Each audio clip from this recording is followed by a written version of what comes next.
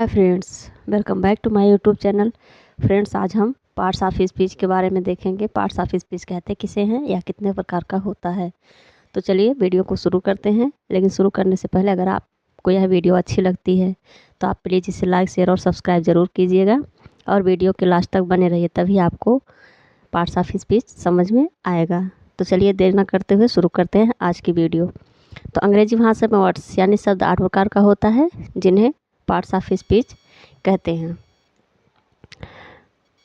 पहला है, इसमें जो यह 8 प्रकार का होता है तो इसमें पहला है नाउन यानी कि संज्ञा, दूसरा है सर्वनाम, तीसरा विशेषण, चौथा क्रिया, पांचवा वर्ब, छठा प्रीपोजिशन, सातवां कंजंक्शन, आठवां इंटरजेक्शन।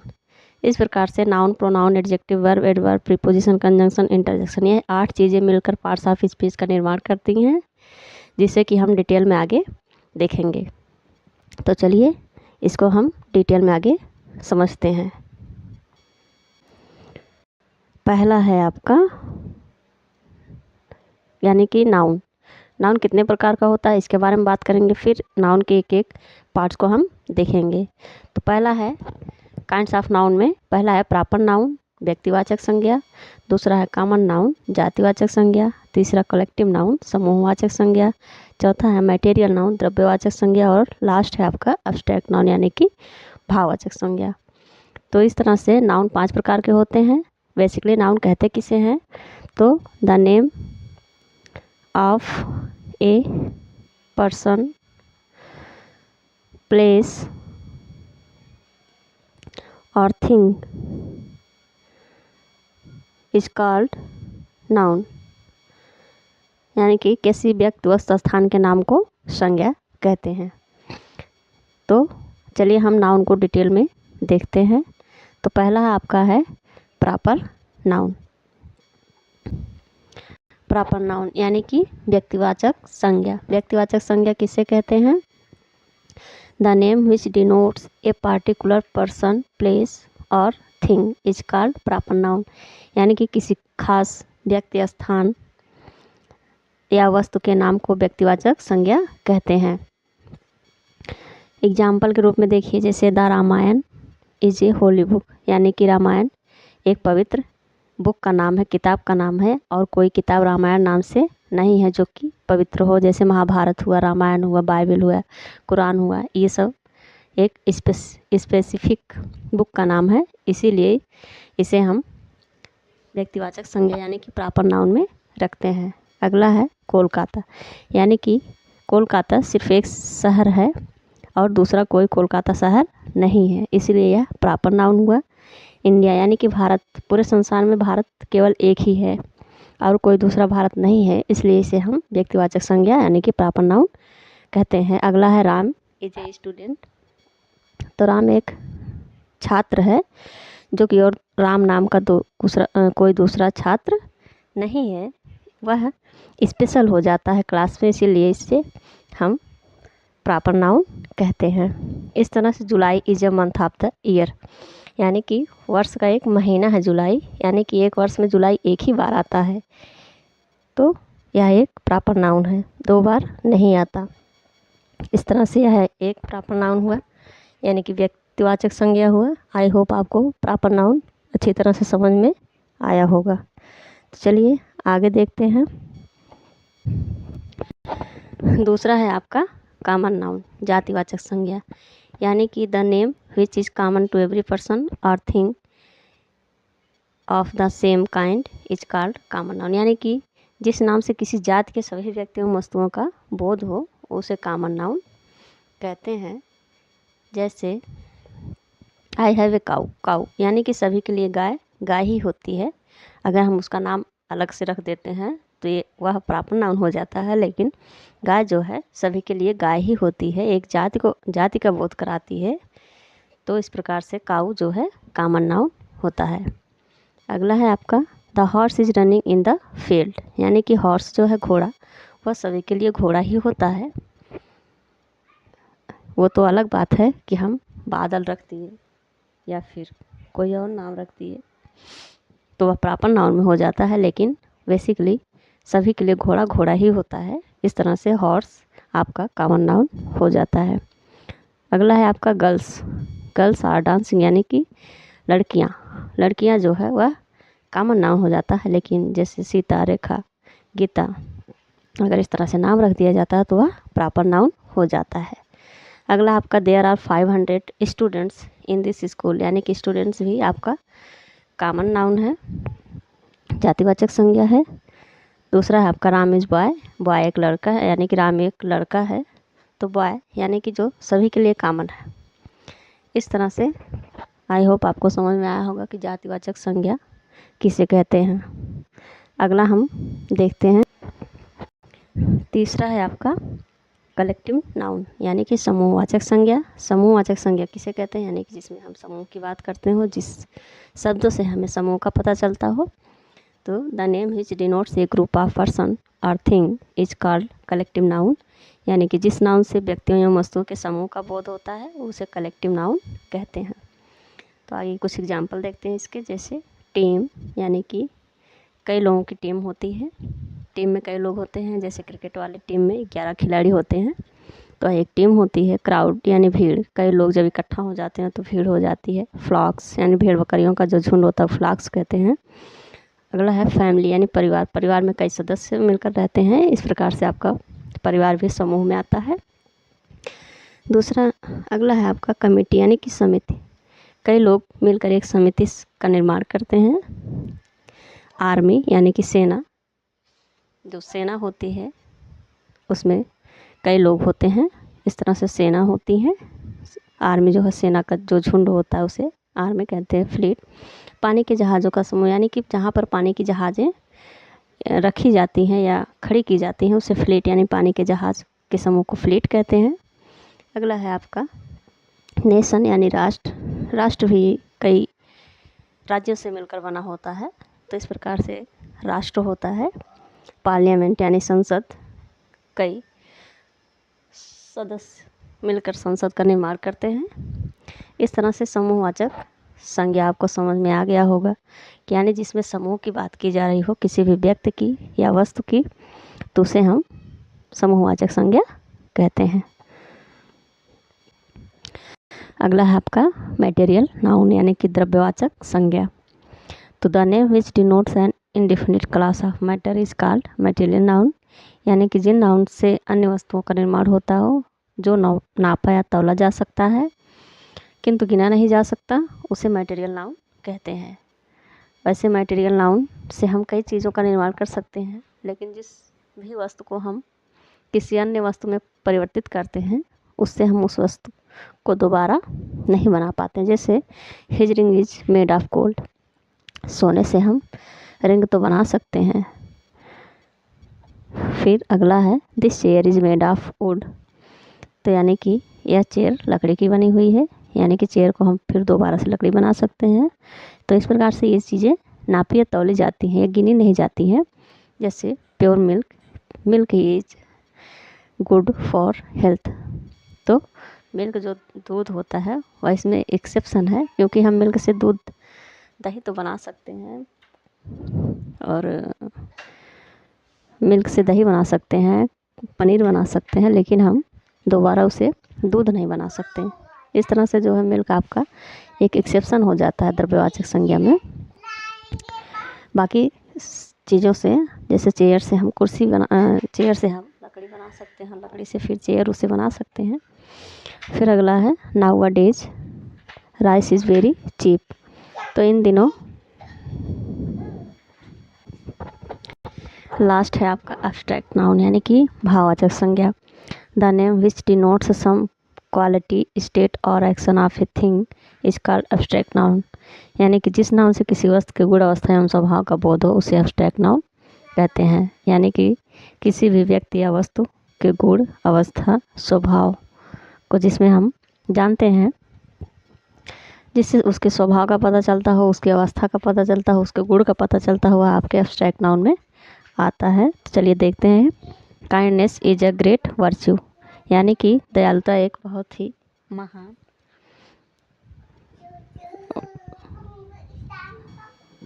गुण है।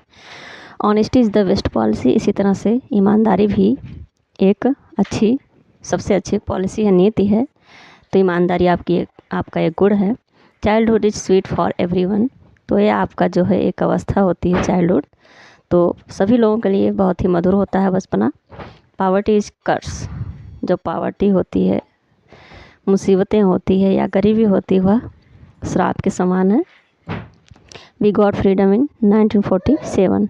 तो फ्रीडम भी आपका एक अवस्था है, एक स्वभाव है, यानी कि हमने 1947 में स्वतंत्रता को प्राप्त किया। इस तरह से आई होप आपको समझ में आया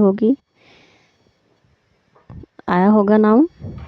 तो अगर आपको वीडियो अच्छी लगती है और आप डिटेल में इसे पूरी वीडियो देखने के लिए आपका धन्यवाद। जय Hind. Welcome back my YouTube channel. Friends, एक बार फिर से आपका स्वागत है। आज हम शुरू करने वाले हैं संज्ञा की पहचान, यानी कि संज्ञा की पहचान हम कैसे करते हैं, आइडेंटिफिकेशन ऑफ नाउन। तो चलिए देखते हैं, कुछ इसके नियम होते हैं। तो अगर आप इसको फॉलो करते हैं तो ज़रूर आपको समझ में आएगा कि नाउन किसे कहते हैं, नाउन की पहचान हम कैसे कर सकते हैं। बेसिकली यह कॉम्पिटिटिव एग्ज़ाम में काम आता है। तो आई होप आपको यह वीडियो समझ में आएगी। तो चलिए शुरू करते हैं। अगर आपको यह वीडियो हेल्पफुल लगे, आपको कुछ भी समझ में आए, तो प्लीज़ वीडियो को लाइक, शेयर और सब्सक्राइब ज़रूर कीजिएगा। तो चलिए शुरू करते हैं आज की वीडियो। देखिए, नाउन को हम कैसे पहचान सकते हैं, यानी कि सब्जेक्ट के रूप में कार्य करता है और सब्जेक्ट कॉम्प्लीमेंट के रूप में। तो इस तरह से हम जान जाते हैं कि यह नाउन है। नाउन आपका ऑब्जेक्ट और ऑब्जेक्ट कॉम्प्लीमेंट के रूप में कार्य करता है। नाउन आपका आफ्टर प्रीपोजिशन भी यूज होता है। जीरंड, यानी कि जो हम जीरंड यूज़ करते हैं और वर्ब की फर्स्ट फॉर्म में आईएनजी लगकर जो शुरू से बनाया जाता है सेंटेंस, उसमें जो जीरंड होता है वह भी आपका नाउन होता है। लास्ट है आपका इन्फिनिटिव, यानी कि वर्ब की फर्स्ट फॉर्म के पहले टू लगाकर हम नाउन बनाते हैं। इस तरह से आप नाउन की पहचान कर सकते हैं। कुछ और भी नियम इसके हैं इसे पहचान करने की। तो चलिए आगे देखते हैं। यहाँ पर कुछ रूल दिए गए हैं जिससे कि हम पहचान सकते हैं कि यह नाउन ही है। जैसे जिस शब्द के अंत में CY लगा होता है उसे हम नाउन कहते हैं, जैसे डेमोक्रेसी, एक्यूरेसी, लिटरेसी इत्यादि। इसी तरह से अगला है आपका नेस, यानी कि जिस वर्ड के आगे नेस लगा होता है, पीछे, तो हम यानी कि जो भी सफिक्स होते हैं उसे हम नाउन की संज्ञा में रखते हैं, जैसे हम्बलनेस, हैप्पीनेस, सैडनेस इत्यादि। उसी तरह से है इज्म, ISM, यानी कि रियलिज्म, सोशलिज्म, सररियलिज्म इत्यादि। फिर आपका है शिप, यानी कि फ्रेंडशिप, रिलेशनशिप, किंगशिप इत्यादि। उसी तरह से आपका है टाई, यानी कि ब्यूटी, ड्यूटी, एबिलिटी इत्यादि। मेंट है मैनेजमेंट, अपॉइंटमेंट, एक्नॉलेजमेंट। इस तरह से हम देखते हैं कि ये सारी चीज़ें।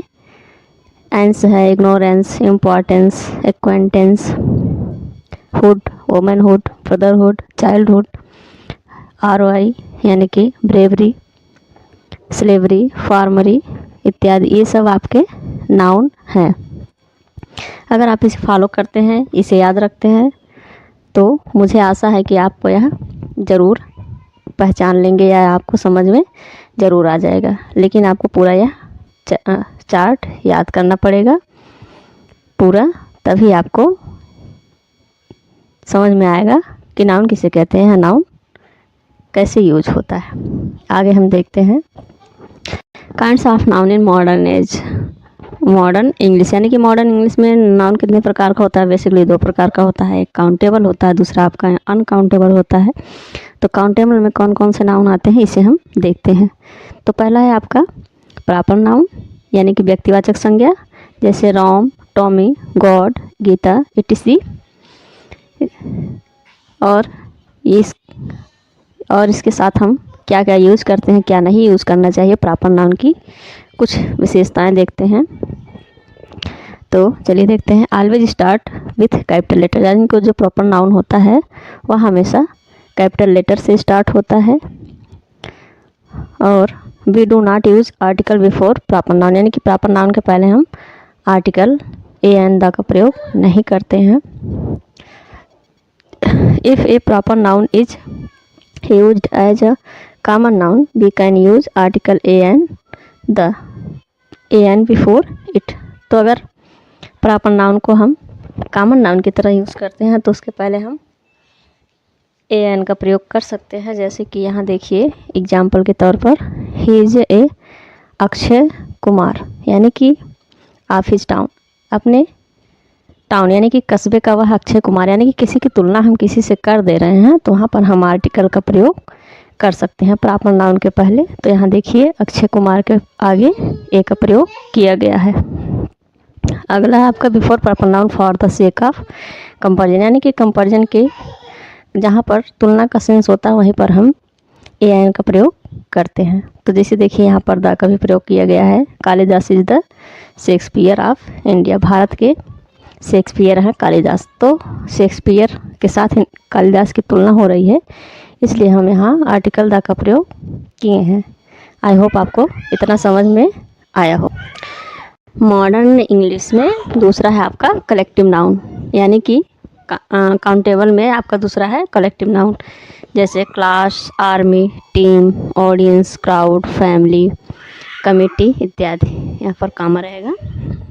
इस तरह से आप देखते हैं कि जो सिंगुलर कलेक्टिव नाउन होते हैं उनके साथ हम इज का प्रयोग करते हैं, सिंगुलर वर्ब का प्रयोग करते हैं। बाकी अगर प्लूरल कलेक्टिव नाउन है तो उसके साथ हम सहायक क्रिया यानी कि हेल्पिंग वर्ब आर का प्रयोग करेंगे।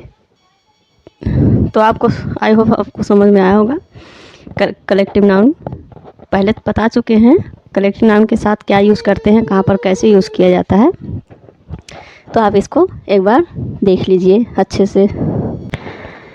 तीसरा है आपका कॉमन नाउन, यानी कि जातिवाचक संज्ञा, जो कि काउंटेबल नाउन में ही आता है। तो the women, child, baby, girl, boy, student, doctor, dog, cow, city, river, country etc.. जैसे कि हम पहले ही बता चुके हैं कि कॉमन नाउन किसे कहते हैं या कैसे कार्य करता है। तो दूसरा देखिए अनकाउंटेबल है मॉडर्न इंग्लिश का। अनकाउंटेबल नाउन जिसे हम कहते हैं उसमें आपका आ जाएगा चौथा है मटेरियल नाउन और पांचवा है एब्स्ट्रैक्ट नाउन। तो material noun gold, coffee, food, milk, food, यानी कि जो चीज़ें गिनी ना जा सकती हो, केवल नापी या तौली जाती हो, वह आपका मटेरियल नाउन में आता है। जिससे हम किसी अन्य वस्तु का भी निर्माण कर सकते हैं, जैसे गोल्ड यानी सोने से हम रिंग, चैन, ईयररिंग्स कुछ भी बनवा सकते हैं। कॉफ़ी है तो कॉफ़ी से कॉफ़ी दूध में मिला के पीते हैं। इस तरह से इसको हम किसी और के साथ मिक्स भी कर सकते हैं। इस तरह से आपका पांचवा है एब्स्ट्रैक्ट नाउन, जो कि अनकाउंटेबल नाउन में आता है, जैसे ह्यूमैनिटी, प्राइड, ब्रेवरी, ऑनेस्टी इत्यादि। जिसे हम महसूस करते हैं, जिससे हमारे भाव उत्पन्न होते हैं, वही आपका एब्स्ट्रैक्ट नाउन होता है। तो इस तरह से हम मॉडर्न इंग्लिश यानी कि मॉडर्न इंग्लिश में नाउन कितने प्रकार के होते हैं उसे भी समझा, और नाउन की पहचान हम कैसे कर सकते हैं उसे भी हमने देखा। और हमें आशा है कि आपको यह वीडियो ज़रूर पसंद आएगी, क्योंकि आपको कुछ नया सीखने को मिलेगा। तो पूरी वीडियो देखने के लिए आपका धन्यवाद। Thank you. जय हिंद। मिलते हैं नेक्स्ट वीडियो में। Welcome back to my YouTube channel. Friends, एक बार फिर से आपका स्वागत है हमारे चैनल में, ईशानवी इंग्लिश ट्यूशन। तो प्लीज़ फ्रेंड्स, आप लास्ट तक बने रहिएगा, तभी आपको वीडियो समझ में आएगी। अगर आपको कुछ भी डाउट लगता है तो प्लीज़ आप कमेंट बॉक्स में ड्रॉप कर दीजिएगा। तो चलिए आज की वीडियो शुरू करते हैं। देखिए, जो कि कुछ एग्ज़ाम ओरिएंटेड इम्पॉर्टेंट रूल्स हैं, बहुत ही महत्वपूर्ण है। ये आप ज़रूर इसको पढ़िए और समझने का प्रयास कीजिए। ये 100% आपके टीजीटी, पीजीटी या एलटी या फिर कोई भी एग्ज़ाम से रिलेटेड कॉम्पिटिटिव एग्ज़ाम है उसमें यह काम आएगा। तो चलिए शुरू करते हैं। देखिए, noun singular in form and singular in function, यानी कि कुछ नाउन्स ऐसे होते हैं दिखने में भी सिंगुलर होते हैं और उनका जो कार्य होता है वह भी सिंगुलर ही होता है। जैसे नॉलेज यानी कि ज्ञान, देखने में भी सिंगुलर लग रहा है, एक वचन, और यह कार्य भी एक वचन की तरह ही करता है। तो देखिए नॉलेज, जैसे a little knowledge is dangerous thing, a little knowledge is dangerous thing.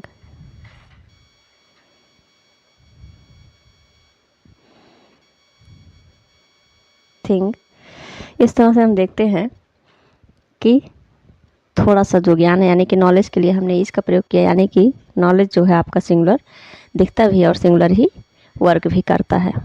अगला है आपका अनएम्प्लॉयमेंट। अनएम्प्लॉयमेंट सिंगुलर होता भी है और सिंगुलर फंक्शन भी करता है। उसी तरह से आपका एडवाइस हो गया, फर्नीचर हो गया। फर्नीचर, ये सब सारी चीज़ें अनकाउंटेबल है, इनको हम तौलते हैं। ये जैसे नॉलेज हुआ, इसका हम अनुभव कर सकते हैं, एब्स्ट्रैक्ट नाउन में आता है। एम्प्लॉयमेंट भी आपका एब्स्ट्रैक्ट नाउन में आता है। एडवाइस जो है हम गिनते हैं, या पीस ऑफ एडवाइस कह दो, अलग बात है, जिसे हम गिन सकते हैं। अन्यथा जो एडवाइस है वह एडवाइस होती है, सलाह होती है। तो इस तरह से फर्नीचर हुआ। फर्नीचर यानी कि जो आपके लकड़ियाँ होती हैं, फर्नीचर होते हैं, उनको हम तौलते हैं, उन्हें गिना नहीं जाता है। यह एक भाववाचक यानी एब्स्ट्रैक्ट नाउन में यहाँ जाता है। फर्नीचर आपका alphabet, mischief, work, ice, bread, food, luggage, baggage, evidence, hair, equipment, happiness, poetry, money इत्यादि, ये सब अनकाउंटेबल होते हैं, इन्हें हम गिन नहीं सकते। केवल इसे मापा या तौला जाता है, या फिर इसमें कुछ ऐसे नाउन्स भी हैं जिसे हम केवल महसूस कर सकते हैं। तो इस तरह से आप देखते हैं कि इतने ये जो भी नाउन हैं ये सब सिंगुलर होते भी हैं और सिंगुलर कार्य भी करते हैं। जितने भी अनकाउंटेबल नाउन हैं वह इसी कैटेगरी में आते हैं। तो चलिए आगे कुछ एग्जाम्पल्स देखते हैं। कुछ और भी एग्जाम्पल देख लेते हैं।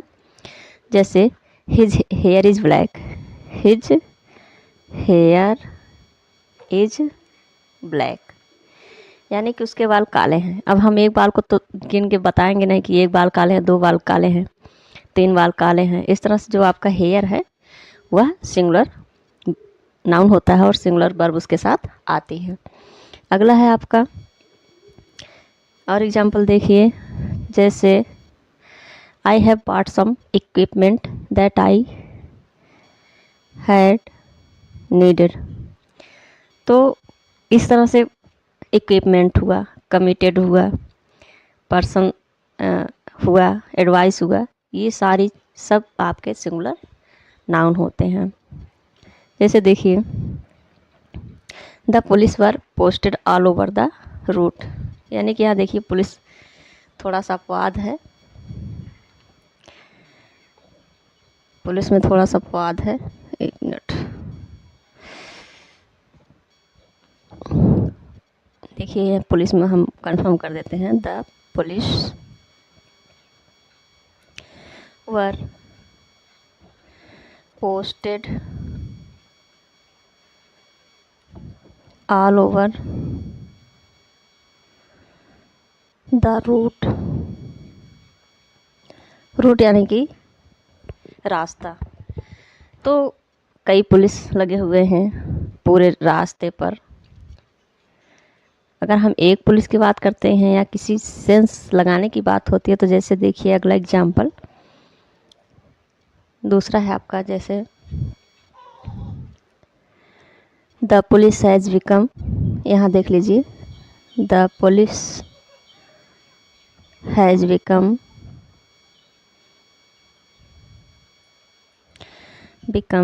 insensitive। अब देखिए यहाँ तो एक ही पुलिस इनसेंसिटिव बन सकता है या हो सकता है, हो जाता है। सारे पुलिस एक ही साथ इनसेंसिटिव नहीं हो जाएंगे।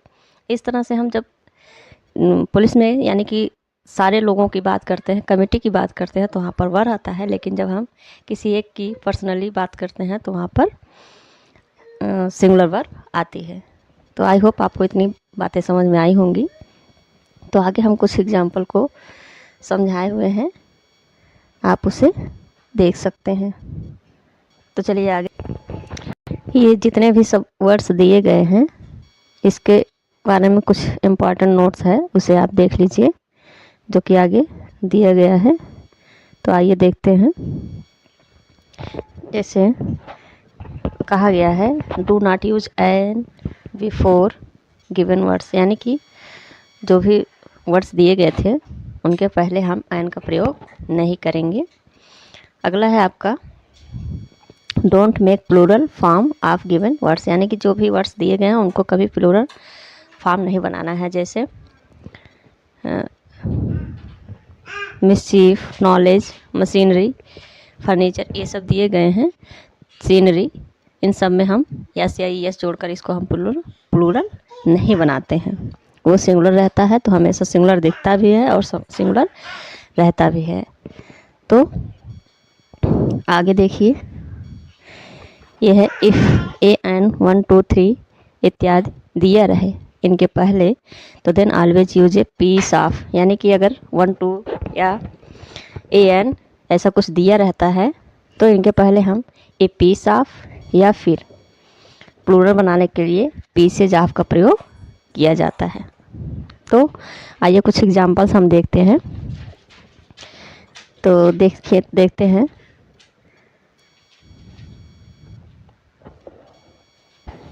फ्रेंड्स, यहाँ कुछ एग्जांपल्स में गलती हो गई थी, उसे हमने हटा दिया है। तो अगला देखते हैं। हिज हेयर इज़ ब्लैक, यहाँ हिज होगा, टाइपिंग मिस्टेक हो गया है। हिज हेयर इज़ ब्लैक, तो उसके जो बाल हैं वे काले हैं। तब एक बालों को हम कहेंगे नहीं कि उसका एक बाल काला है या पूरे बाल। Cattle are grazing in the field, यानी कि पशु क्षेत्र में यानी कि खेत में चर रहे हैं। The police has become insensitive, यानी कि जो पुलिस है आपकी वह इनसेंसिटिव हो गई है। तो यहाँ पर एक पुलिस की बात हो रही है, सभी पुलिस की बात नहीं हो रही है। तो यहाँ देखिए आगे कई पुलिस की बात हो रही है। तो the police were posted all over the route, यानी कि सभी जगह पर पुलिस तैनात थी। अगला देखिए, young person dislike the advice of the elderly people, यानी कि जो आज की जनरेशन है, यंग पीढ़ी है, जवान पीढ़ी है, वह बड़े लोगों की बातों यानी कि उनके सलाह को पसंद नहीं करती है।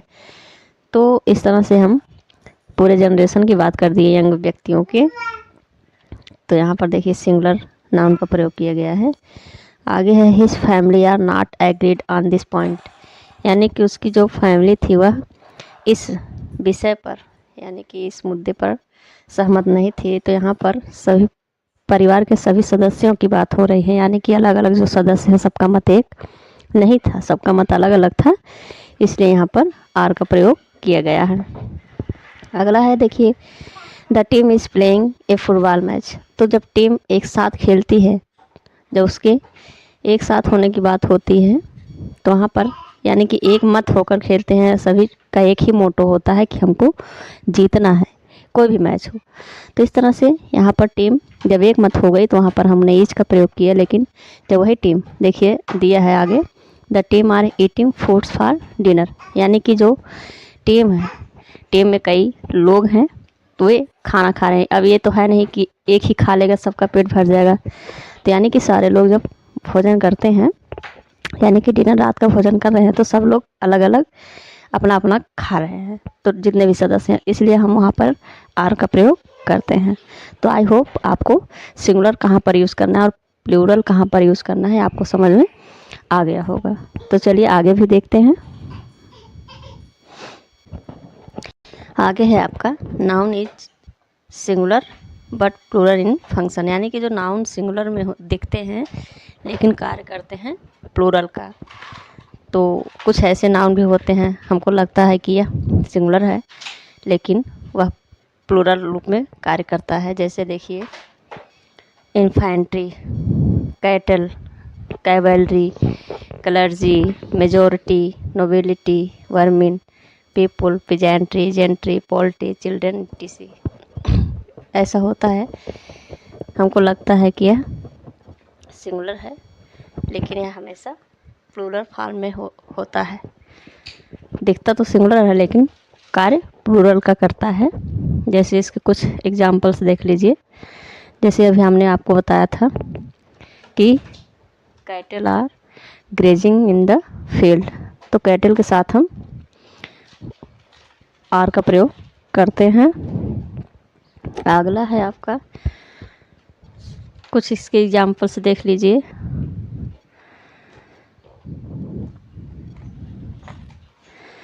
जैसे there are 10 fishes in my aquarium.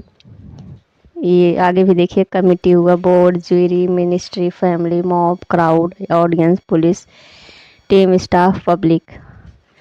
तो इनके बारे में बताया गया है। These nouns are used with singular verb when they are used as a body of group or not as members. यानी कि जब उनके अलग अलग बॉडी के बारे में बात की जाए, अलग अलग प्रजाति के बारे में बात की जाए, तो वहाँ पर हम प्लूरल वर्ब का प्रयोग करते हैं। अन्यथा इन सब चीज़ों के साथ भी हम सिंगुलर का प्रयोग करते हैं। जैसे कि अभी हमने आगे बताया था कि team, the team is eating the food.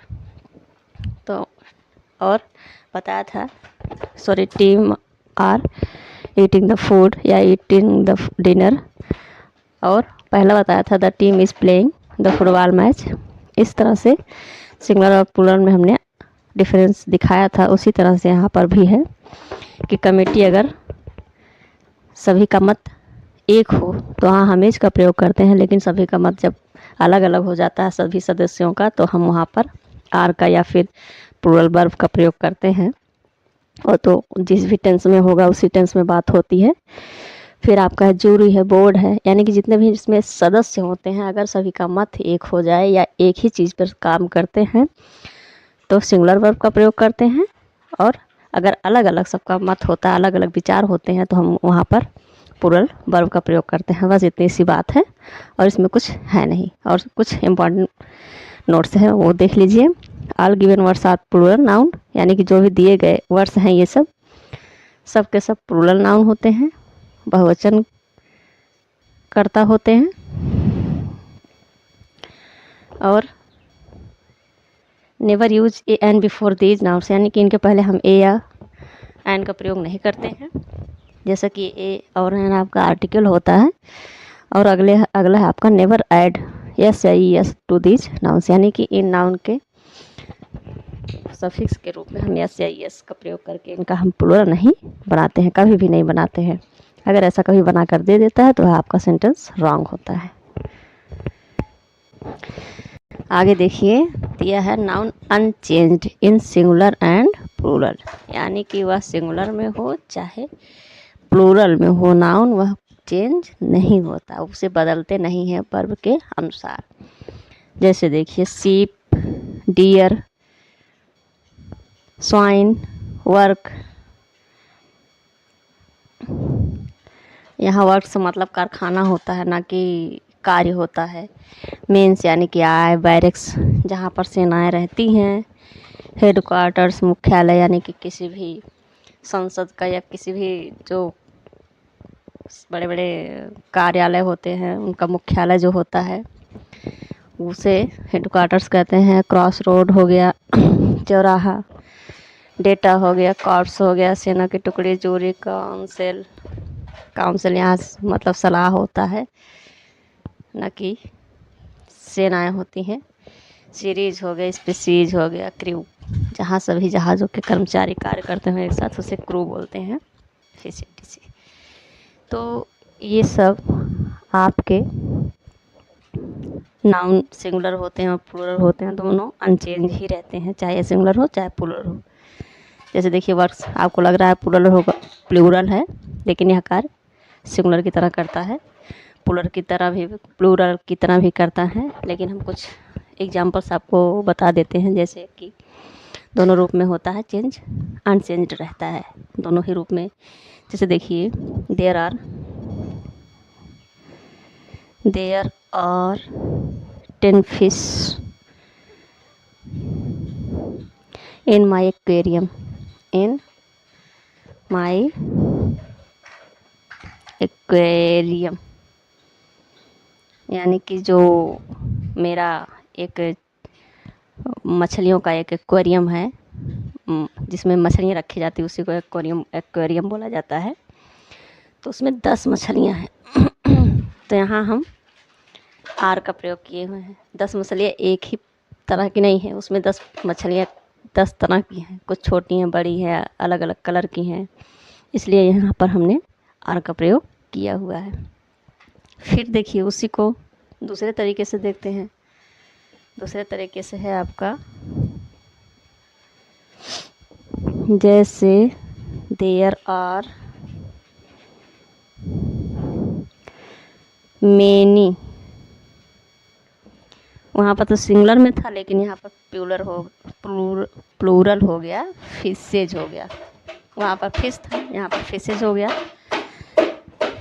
There are many fishes in the pond, यानी कि तालाब में कई मछलियाँ हैं। कई मछलियों से मतलब अलग अलग तरह की मछलियाँ हैं, अलग अलग कलर की मछलियाँ हैं, यानी कि ये किसी भी तरह से चेंज नहीं होती हैं, अनचेंज ही रहती हैं, चाहे वह सिंगुलर में इनकी बात कीजिए चाहे प्लूरल में। आई होप आपको इतनी बातें समझ में आ गई होंगी। यहाँ पर कुछ नोट्स दिए गए हैं, उसको देख लीजिए, थोड़ा सा इम्पॉर्टेंट है। देखिए हम लोग पीपुल्स का भी यूज़ करते हैं, लेकिन फिर भी talk of peoples of different countries, यानी कि अलग अलग देशों के लोगों की बातें जब होती हैं तो वहाँ पर पीपुल्स हो जाता है, लेकिन अगर इंडिया के लोगों की बात हो रही तो वहाँ पर पीपुल होगा। तो आई होप आपको यहाँ तक समझ में आया। अगर आपको यह वीडियो अच्छी लगती है या थोड़ा सा भी आपका नॉलेज इंक्रीज होता है तो प्लीज़ इस वीडियो को लाइक, शेयर और सब्सक्राइब ज़रूर कीजिएगा, ताकि हम मोटिवेट होते रहें। वैसे हम एक हाउसवाइफ हैं। Friends, welcome back to my YouTube channel Ishan English tuition. Friends, आपका एक बार से फिर से स्वागत है हमारे यूट्यूब चैनल में। जैसा कि आप लोग 2 वीडियो में नाउन को देख चुके हैं, उसमें हमने बहुत ही अच्छे तरीके से बेसिक टू एडवांस को समझाया हुआ है। अगर आपने नहीं देखा है तो डिस्क्रिप्शन बॉक्स में आपको लिंक मिल जाएगा, तो आप ज़रूर देखिएगा। तो आप शुरू से लास्ट तक बने रहिएगा, यह वीडियो बहुत ही हेल्पफुल होने वाली है आपके लिए। अगर आप इसे देखते हैं तो ज़रूर आपको इससे मदद मिलेगी। तो चलिए शुरू करते हैं आज की वीडियो। और वीडियो पूरा देखने के बाद अगर आपको अच्छा लगता है तो प्लीज़ लाइक, शेयर और सब्सक्राइब ज़रूर कीजिएगा। यह मेरी तीसरी नाउन का तीसरा पार्ट है। तो चलिए शुरू करते हैं। देखिए, noun plural in form but singular in function, यानी कि नाउन का जो रूप है वो प्लूरल दिखाई दे रहा है, यानी कि बहुवचन में दिख रहा है, लेकिन वह एक वचन वर्ब के साथ कार्य करता है और एक वचन उसके साथ आता है। तो चलिए हम देखते हैं कैसे। तो देखिए, जैसे कुछ वर्ड्स हैं जिनके साथ हम, यानी कि जो देखने में तो प्लूरल लगते हैं लेकिन एज अ सिंगुलर फंक्शन करते हैं। तो देखिए जैसे है एथलेटिक्स है, बिलियर्ड्स है, डार्ट्स है, स्नूकर्स है, mumps, measles, rickets, singles, rabies, diabetes, politics, physics, economics, mathematics, ethics, news, summons, series, linguistic, ethics, etc। Sorry, ethics 2 बार लिख दिया गया है। तो आप समझ सकते हैं। तो इस तरह के जो भी ये वर्ड्स हैं ये प्लूरल फॉर्म में आते हैं लेकिन एज अ सिंगुलर कार्य करते हैं। तो चलिए देखते हैं कैसे ये सिंगुलर कार्य करते हैं। इसके कुछ इम्पॉर्टेंट नोट्स हैं, उसको आप देख लीजिए। पॉइंट्स हैं 2-3। देखिए दिया गया है, never use A and before given nouns, यानी कि ये जो नाउन्स हैं इनके पहले ए और एन आर्टिकल का प्रयोग नहीं किया जाता है।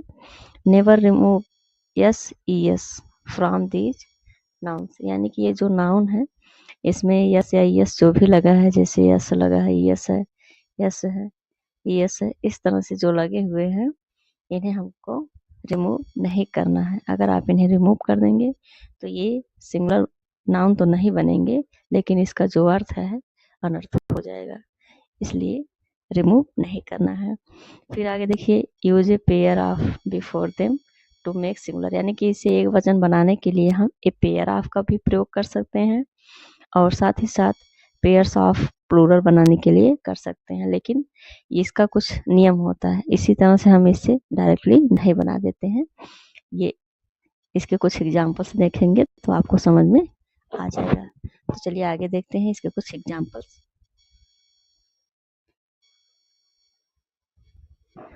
देखिए इसके जो कुछ एग्जाम्पल्स हैं वो इस तरह से हैं। Wages are paid directly in account, यानी कि जो वेजेज है, वेजेज से मतलब यहाँ मजदूरी से है, तो मजदूरी यानी कि प्रत्यक्ष रूप से खाते में दे दिया गया है, यानी कि अकाउंट में भेज दिया गया है।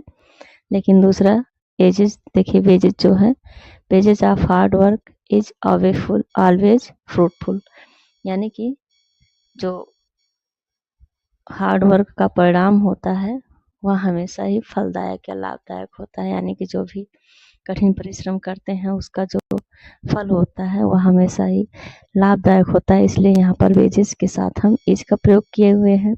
लेकिन यहाँ वेजेस मजदूरी यानी कि मजदूरी के रूप में किया गया है, तो यहाँ पर हमने आर का प्रयोग किया है।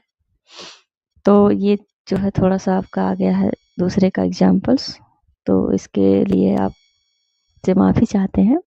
आगे है mathematics is an interesting subject, यानी कि मैथमेटिक्स, देखिए इसमें भी यस लगा है, तो यस लगने से मतलब नहीं है कि यह प्लूरल हो जाएगा। तो यह आपका सब्जेक्ट नेम है, या कुछ जो बीमारियों के नाम है या खेलों के नाम है जिनमें भी यस या यस लगा हुआ है, जो दिखने में प्लूरल है, वे सिंगुलर वर्ब अपने साथ लेते हैं। इस तरह से आप इसे याद करेंगे। तो ये जरूरी नहीं कि जो हमको प्लूरल दिख रहे हैं उनके साथ प्लूरल वर्ब भी आएगी, तो इसको आपको याद करना पड़ेगा। तो सिंपली आप याद कीजिए कि जो खेलों के कुछ नाम है जिसमें यस या यस लगा है, कुछ बीमारियों के नाम है जिसमें यस या यस लगा है, कुछ आपके सब्जेक्ट्स हैं जिसमें यस या यस लगे हैं। तो इस तरह से आप याद कर सकते हैं या याद रख सकते हैं। फिर आगे देखिए, athletics is played by women as well as men, यानी कि जो एथलेटिक्स का गेम है, एथलेटिक्स मतलब जो ये दौड़ का गेम होता है, जो रेसिंग का गेम होता है, उसमें स्त्री के साथ पुरुष भी खेलते हैं। तो एथलेटिक्स देखिए सिंगुलर है, देखने में तो प्लूरल लग रहा है, लेकिन ये सिंगुलर वर्ब अपने साथ लेता है और सिंगुलर है भी। तो आगे है every news is not good news, यानी कि न्यूज भी आपका सिंगुलर होता है, वह हमेशा सिंगुलर वर्ब ही लेता है। आई होप यहाँ तक आपको समझ में आ गया होगा। अगर आपको नहीं समझ में आता तो वीडियो को प्लीज़ दोबारा देखिएगा। तो आगे चलते हैं। ये देखिए कुछ नोट्स दिए गए हैं, इसे आप जरूर याद रखें। Possessive adjective plus subject name plus plural, यानी कि जब पॉजेसिव एडजेक्टिव शुरू में रहेगा और प्लस सब्जेक्ट नेम, किसी भी सब्जेक्ट का नाम रहेगा, किसी भी विषय का, जैसे यहाँ देखिए फिजिक्स है ना, सब्जेक्ट नेम है, यहाँ हिज है, तो ये पॉजेसिव एडजेक्टिव है। तो शुरू में देखिए पॉजेसिव एडजेक्टिव आ गया, तो इसका एक नियम है, तो जब शुरू में पॉजेसिव एडजेक्टिव आएगा तो उसके साथ सब्जेक्ट नेम आएगा, तो प्लस प्लूरल वर्ब आएगी। तो वहाँ पर हम प्लूरल वर्ब का यूज करेंगे, ना कि सिंगुलर वर्ब। जैसे वैसे हम साधारण तौर पर कह देते हैं कि his physics is not good, his mathematics is not good, तो ये इज लगाना गलत हो जाएगा। यहाँ पर देखिए आर लगा है, तो हिज फिजिक्स, यानी कि जब पॉजेसिव एडजेक्टिव की बात होगी तभी हम यहाँ पर आर लगाएंगे, अन्यथा जैसे trans physics is not good, trans mathematics is not good, लेकिन जब यहाँ पॉजेसिव आ जाएगा तभी ऐसा हम लिखेंगे। तो आगे चलिए देखते हैं कुछ और नियम। Noun plural in form and plural in function, यानी कि नाउन फॉर्म भी उसका प्लूरल होता है और वह कार्य भी प्लूरल का ही करता है, यानी कि बहुवचन में नाउन होता भी है और बहुवचन में उसका कार्य भी होता है, यानी कि वर्ब भी वह अपने साथ बहुवचन की लेता है। तो देखिए कैसे लेता है। ट्राउजर्स, ट्राउजर्स आप लोग जानते होंगे, पैजामा, पैंट्स, बेसिकली पैंट्स होता है। कभी भी आप पैंट नहीं बोलेंगे क्योंकि पैंट गलत होता है। पैंट में एक सिर्फ तो होती नहीं है, दो होते हैं पैर, दोनों पैर के होते हैं। तो पैंट्स, शॉर्ट्स, शॉर्ट्स मीन्स छोटे छोटे जो शॉर्ट्स पहनती हैं आजकल लड़की, शॉर्ट्स, सीजर्स कैंची हो गया, टंग हो गया, आपका चिमटा, फिंसर्स भी चिमटे की तरह होता है, क्लिपर्स चिमटी हो गया, spectacles, goggle, eye glasses, binoculars. Binoculars आपका वेरी वेरी इंपॉर्टेंट है, कई बार एग्जाम में पूछा गया है तो आप इसे बेसिकली याद रखिएगा। वैल्यूएबल्स, बिलोंगिंग्स यानी कि संपत्ति, धन संपत्ति। वैल्यूएबल्स मीन्स होता है, बिलोंगिंग्स मीन्स होता है, आउट स्कर्ट्स मीन्स होता है। यहाँ आप आउट स्कर्ट से मतलब ये नहीं समझ लेगा कि स्कर्ट या किसी घाघरे की बात हो रही है, बल्कि आउट स्कर्ट मीन्स होता है सरहद। आगे है आपका सराउंडिंग्स, वेजेज। वेजेज यहाँ देखिए, वेजेज हमने ऑलरेडी बता दिया है, तो यहाँ आप उतना ज़्यादा फोकस मत कीजिएगा, समझ जाइएगा, ठीक। तो आगे देखिए, देखते हैं। माई सीजर्स आर नॉट शार्प, यानी कि मेरी जो कैंची है वह शार्प, तेज नहीं है, उसकी धार तेज नहीं है। कैसे हम इसको प्लूरल फॉर्म में यूज करते हैं, इसको सिंपली देख लेते हैं। जैसे सीजर्स हो गई, सीजर्स ऐसे होती है, तो यहाँ पर यहाँ से ये जुड़ी होती है, तो यहाँ पर इसका एक भाग ये हो गया, एक भाग ये हो गया, तो हम इसको दोनों उंगली में फंसा कर काटते हैं किसी भी चीज को। तो यानी कि यहाँ इसमें हमेशा दो दो पार्ट काम करते हैं, एक एक। तो इस तरह से जब दो पार्ट काम करता है तो इसीलिए हम इसको जो है सीजर्स कहते हैं, और यह हमेशा अपने साथ प्लूरल वर्ब लेता है। आई होप आपको समझ में आ रहा होगा। आगे देखिए, माई गॉगल्स आर वेरी नाइस, यानी कि मेरा जो चश्मा है बहुत ही अच्छा है। अब चश्मा ऐसे होता है, तो उसमें जो है ऐसे दो बने होते हैं, तो दो ऐसे जो बने होते हैं ये दोनों कानों पर लटकते हैं, इसलिए यहाँ हम गूगल के लिए आर का प्रयोग करते हैं, यानी कि जो एक हो लेकिन वह दो चीज़ों के लिए बनी हो, यानी कि दो चीज़, उसमें दो हमारे बॉडी पार्ट्स या कोई दो वस्तुएं एक साथ काम करें, उसके लिए हम आर का प्रयोग करते हैं। तो आई होप आपको समझ में आ रहा होगा। बेसिकली ये समझाने के लिए हम कह रहे हैं, लेकिन आप लोग इसे समझिएगा, पढ़ लीजिएगा। A pair of spectacles has been sold by me. अब देखिए यहाँ पर एक पेयर की बात हो रही है, यानी कि एक जो पेयर है चश्मे का वो मेरे द्वारा बेचा गया। यहाँ पर हमने हैज बीन का प्रयोग कर दिया क्योंकि यहाँ पर ए पेयर ऑफ लिखा हुआ है, ठीक। इस ए पेयर ऑफ के लिए यहाँ पर हैज बीन का प्रयोग किया गया है। अगर यहाँ ए पेयर्स लिख दिया जाता तो यहाँ हैव हो जाता। तो आई होप आपको बातें समझ में आ गई। अगर आपको थोड़ा सा भी डाउट लगता है तो आप कमेंट बॉक्स में अपने डाउट्स सेंड कर सकते हैं। देखिए, हम पहले भी बता चुके हैं वेजेज, मजदूरी और परिणाम के बारे में, तो यहाँ पे एग्जाम्पल के थ्रू और देख लीजिए एक बार। The wages of sin is death, यानी कि जो सिन यानी पाप का जो परिणाम है वह मृत्यु ही है, यानी कि जब आप पाप कर देंगे, घड़ा भर जाएगा पाप का, तो मृत्यु निश्चित है। लेकिन आजकल उल्टा ही है, आप समझ लीजिए। जो लोग आजकल बुराई कर रहे हैं या लोगों के साथ गलत काम कर रहे हैं, पाप कर रहे हैं, उन्हीं का अच्छा हो रहा है। जो अच्छा कर रहे हैं उनका तो एकदम बेकार हो रहा है। तो चलिए देखते हैं, जैसे कि हम भी फ्री में पढ़ा रहे हैं, लेकिन आप लोग लाइक सब्सक्राइब नहीं करेंगे, हमको पता है, फिर भी देख लीजिए। The wages of sin is death, यानी कि जो वेजेज, यहाँ परिणाम की बात हुई तो यहाँ पर देखिए इसका प्रयोग किया गया है। तो और आगे wages are paid on Friday, यहाँ वेजेज मजदूरी की बात हो रही है, पैसे की बात हो रही है, धन की बात हो रही है, तो वहाँ पर हमने आर का प्रयोग किया हुआ है, यानी कि इसके साथ ये नियम है, आता ही आता है, ऐसा नहीं है कि हमने अपने से बना के कहीं कर दिया है। तो इसे आप जरूर पढ़िए और समझिए। तो आगे देखिए, आई होप यहाँ तक समझ में आया होगा। फिर आगे देखते हैं। Two adjectives denoting different meaning and qualifying the same noun are considered plural and are used with plural verbs. अगर आपको मेरे प्रोनाउंसिएशन में कोई कमी नज़र आती है या गलत लगता है तो प्लीज़ उसे अवॉइड कीजिएगा, क्योंकि कहीं कहीं ये प्लूरल वर्ड है, थोड़ा सा टफ लगता है बोलने में। बाकी ठीक है, आप समझदार समझ सकते हैं। तो देखिए यहाँ 2 एडजेक्टिव्स की बात हो रही है, यानी कि जो 2 विशेषण हैं अलग अलग मीनिंग देते हों, अगर वे एक साथ आते हैं और एंड से जुड़े होते हैं, उनका कंजंक्शन एंड होता है, तो वहाँ पर हम प्लूरल वर्ब का प्रयोग करते हैं। तो इसमें यही लिखा हुआ है, जब 2 विभिन्न प्रकार के यानी कि डिफरेंट एडजेक्टिव एक साथ आएंगे, एंड से जुड़े होंगे और उनके लिए एक ही नाउन का प्रयोग किया जाएगा। देखिए सेम नाउन लिखा है, एक ही नाउन का प्रयोग किया जाएगा, एक ही नाउन को दोनों एडजेक्टिव क्वालिफाई करेंगे, तो वहाँ पर हम प्लूरल वर्ब का यूज करते हैं। जैसे देखिए एग्जाम्पल के रूप में ट्रेडिशनल एंड सोशल लाइफ। तो लाइफ जो है आपका क्या है, ये तो आपका नाउन है, लाइफ आपका नाउन हो गया। ट्रेडिशनल एंड सोशल ये आपके एडजेक्टिव्स हो गए। तो 2 एडजेक्टिव अलग अलग हैं, दोनों का अर्थ अलग है।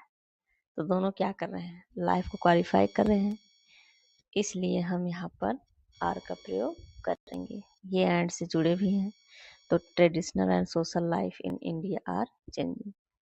तो जो ट्रेडिशनल और सोशल जीवन है इन भारत में वह बदल रहा है, काफ़ी कुछ बदल गया है, जैसा कि आप देख ही सकते हैं।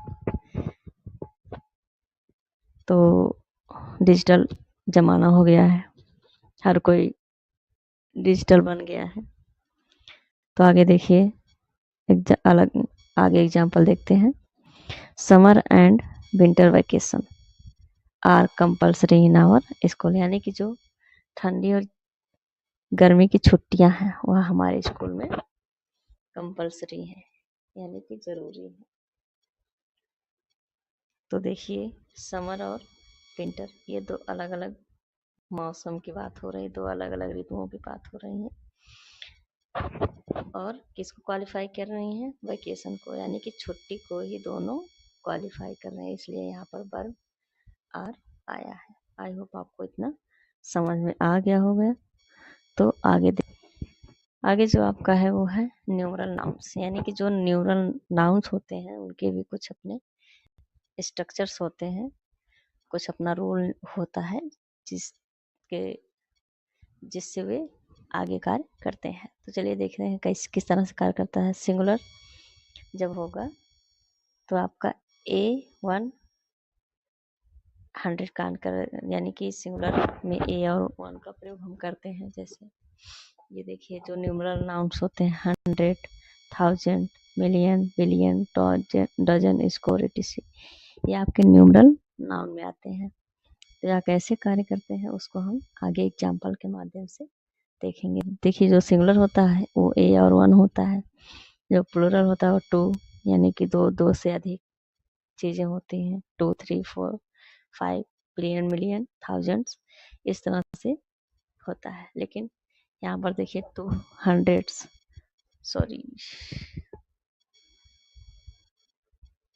200, अरे 200, तो यहाँ पर 100 यानी कि 100 में यस लगाना गलत हो जाएगा, अगर 200 रहेगा तो आपका सही रहेगा। तो इस तरह से हम कुछ और एग्जाम्पल्स के माध्यम से इसको देखते हैं। देखिए 1 डजन, डजन ऑफ बनानाज, यहाँ पर 2 बार लिख दिया गया है, टाइपिंग मिस्टेक हो गया है, तो इसको आप एक बार देख लीजिए। ये देखिए 1 डजन ऑफ बनानाज, ये आपका गलत हो गया है, 2 बार आ गया है। तो 1 डजन ऑफ बनानाज, यानी कि जब 1 यहाँ लिखा गया है तो हम बनानाज नहीं लिखेंगे, पहली बात, इसलिए यह सेंटेंस गलत हो जाएगा। फिर लिखा है क्योंकि यहाँ ऑफ भी आ गया तो ऑफ नहीं रहेगा। अगर 1 डजन बनानाज होता तो सही हो जाता, लेकिन 1 डजन ऑफ बनानाज आ गया, तो जब डजन रहेगा तो उसके साथ ऑफ नहीं आएगा। अगर 1 डजन के साथ ऑफ आ जाता है तो वहाँ पर बनानाज नहीं होगा, गलत हो जाएगा।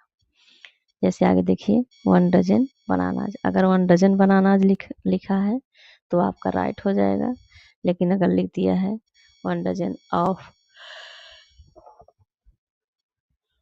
बनानाज तो आपका गलत हो जाएगा। 1 डजन के साथ आपका ऑफ नहीं आएगा, इसको याद रखिएगा। फिर अगला है 2 डजन्स ऑफ बनानाज। डजन में कभी भी यस नहीं लगाएंगे, क्यों? क्योंकि डजन तो ऑलरेडी, डजन में 12 चीज़ें आती हैं।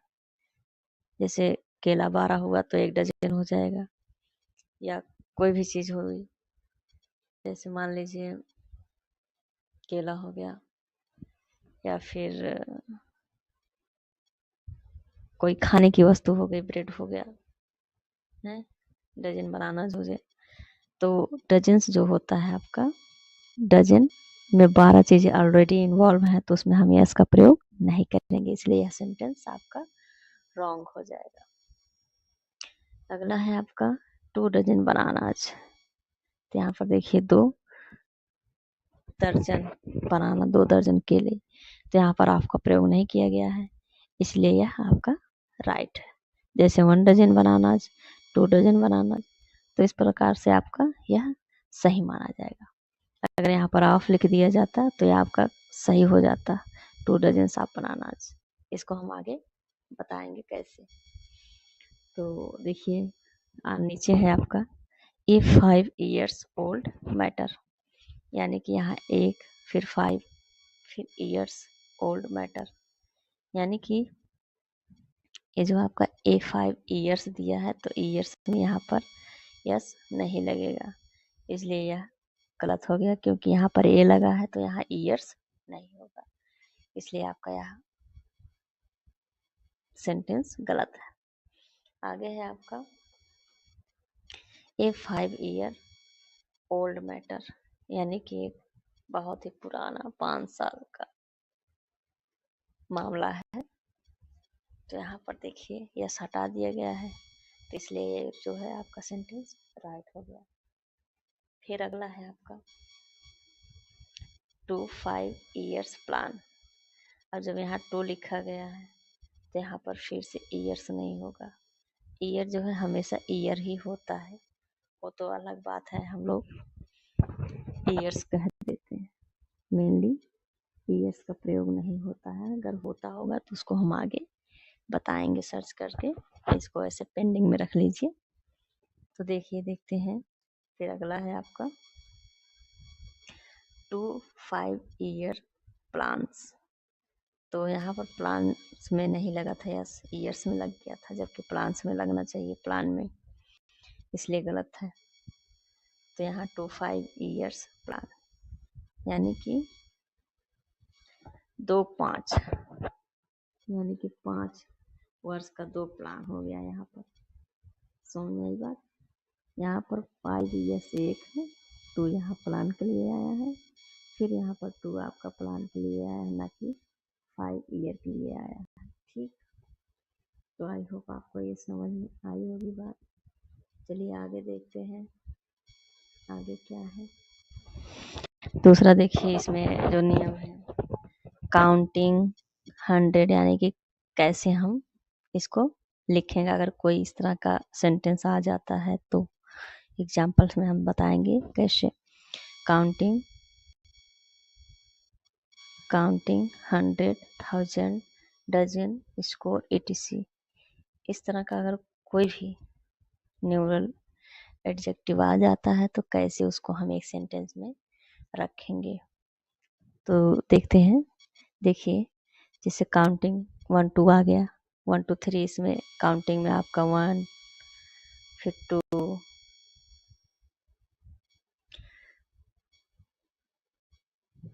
फिर 3 3 4, इस तरह से आपका जो काउंटिंग में आता है पहले उसको लिखेंगे, फिर आपका 100, 1000, डजन में से, स्कोर में से जो भी आता है फिर उसको हम लिखेंगे। फिर हम यहाँ पर आगे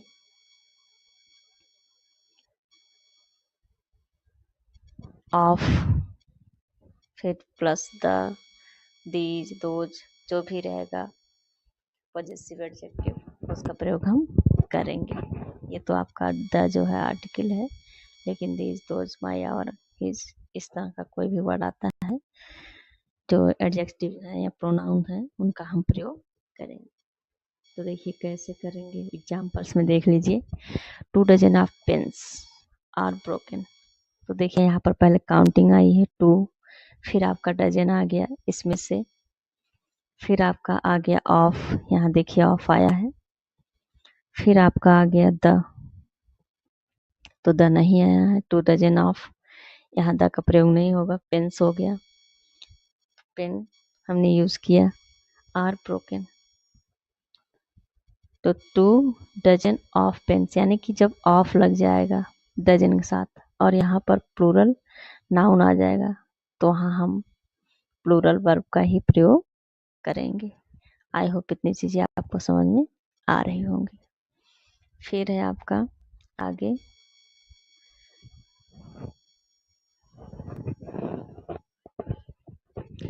3 dozen of bananas are sold here, यानी कि 3 दर्जन केले यहाँ पर बेचे गए। तो बनानाज में से यानी कि जितने भी आपके पास केले थे उसमें से 3 दर्जन केले बेचे जा चुके।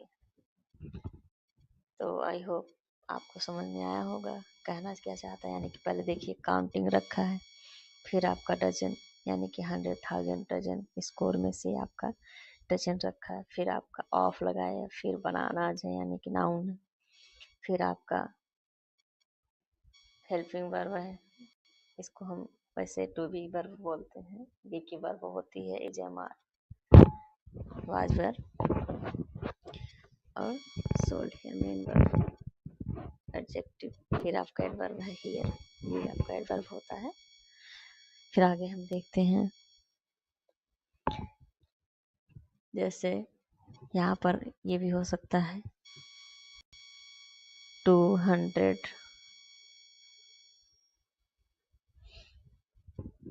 Of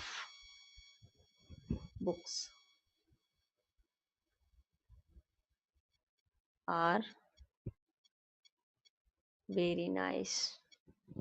200 of books are very nice, या 200 of books are cheap, are studying. तो इस तरह से आप देख सकते हैं।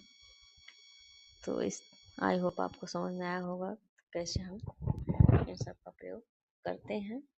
आगे देखिए आपका है तीसरा है counting is not used before numeral nouns, यानी कि जो न्यूमरल नाउन होते हैं, संज्ञा होती है न्यूमरल, उनके पहले हम काउंटिंग का प्रयोग नहीं करते हैं। वहाँ तो एडजेक्टिव की बात हुई थी, लेकिन यहाँ देखिए कुछ इसके नियम और अलग दिए गए हैं। Counting is not use before numeral nouns, यानी कि जो न्यूमरल नाउन है, संज्ञा है, उनके पहले हम काउंटिंग का प्रयोग जैसे 1 2 3 का प्रयोग नहीं करते हैं। किस केस में? In this case we make their plural form and of is surely used after them. तो 1 2 का जब भी हम प्रयोग करेंगे या 1 2 3 4 5 या 100 मिलियन ट्रिलियन, जब भी इनका प्रयोग करेंगे तो हम ऑफ का प्रयोग अवश्य करेंगे। देखिए यहाँ किया गया है ना, 3 डजन ऑफ बनानाज, फिर 2 डजन ऑफ बनानाज। इस तरह से अगर कहीं भी 2 हुआ, 3 हुआ, काउंटिंग हुआ, 4 5 6 जो भी आता है उसके बाद अगर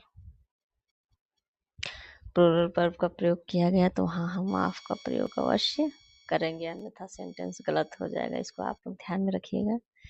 जैसे दिया गया है यहाँ पर देखिए आगे डजन ऑफ बनानाज, तो यहाँ डजन देखिए प्लूरल है तो ऑफ का प्रयोग किया गया है। फिर आगे है आपका थाउजेंड्स ऑफ प्लेज, यानी कि यहाँ पर ये प्लेस से मतलब है कि नाटक।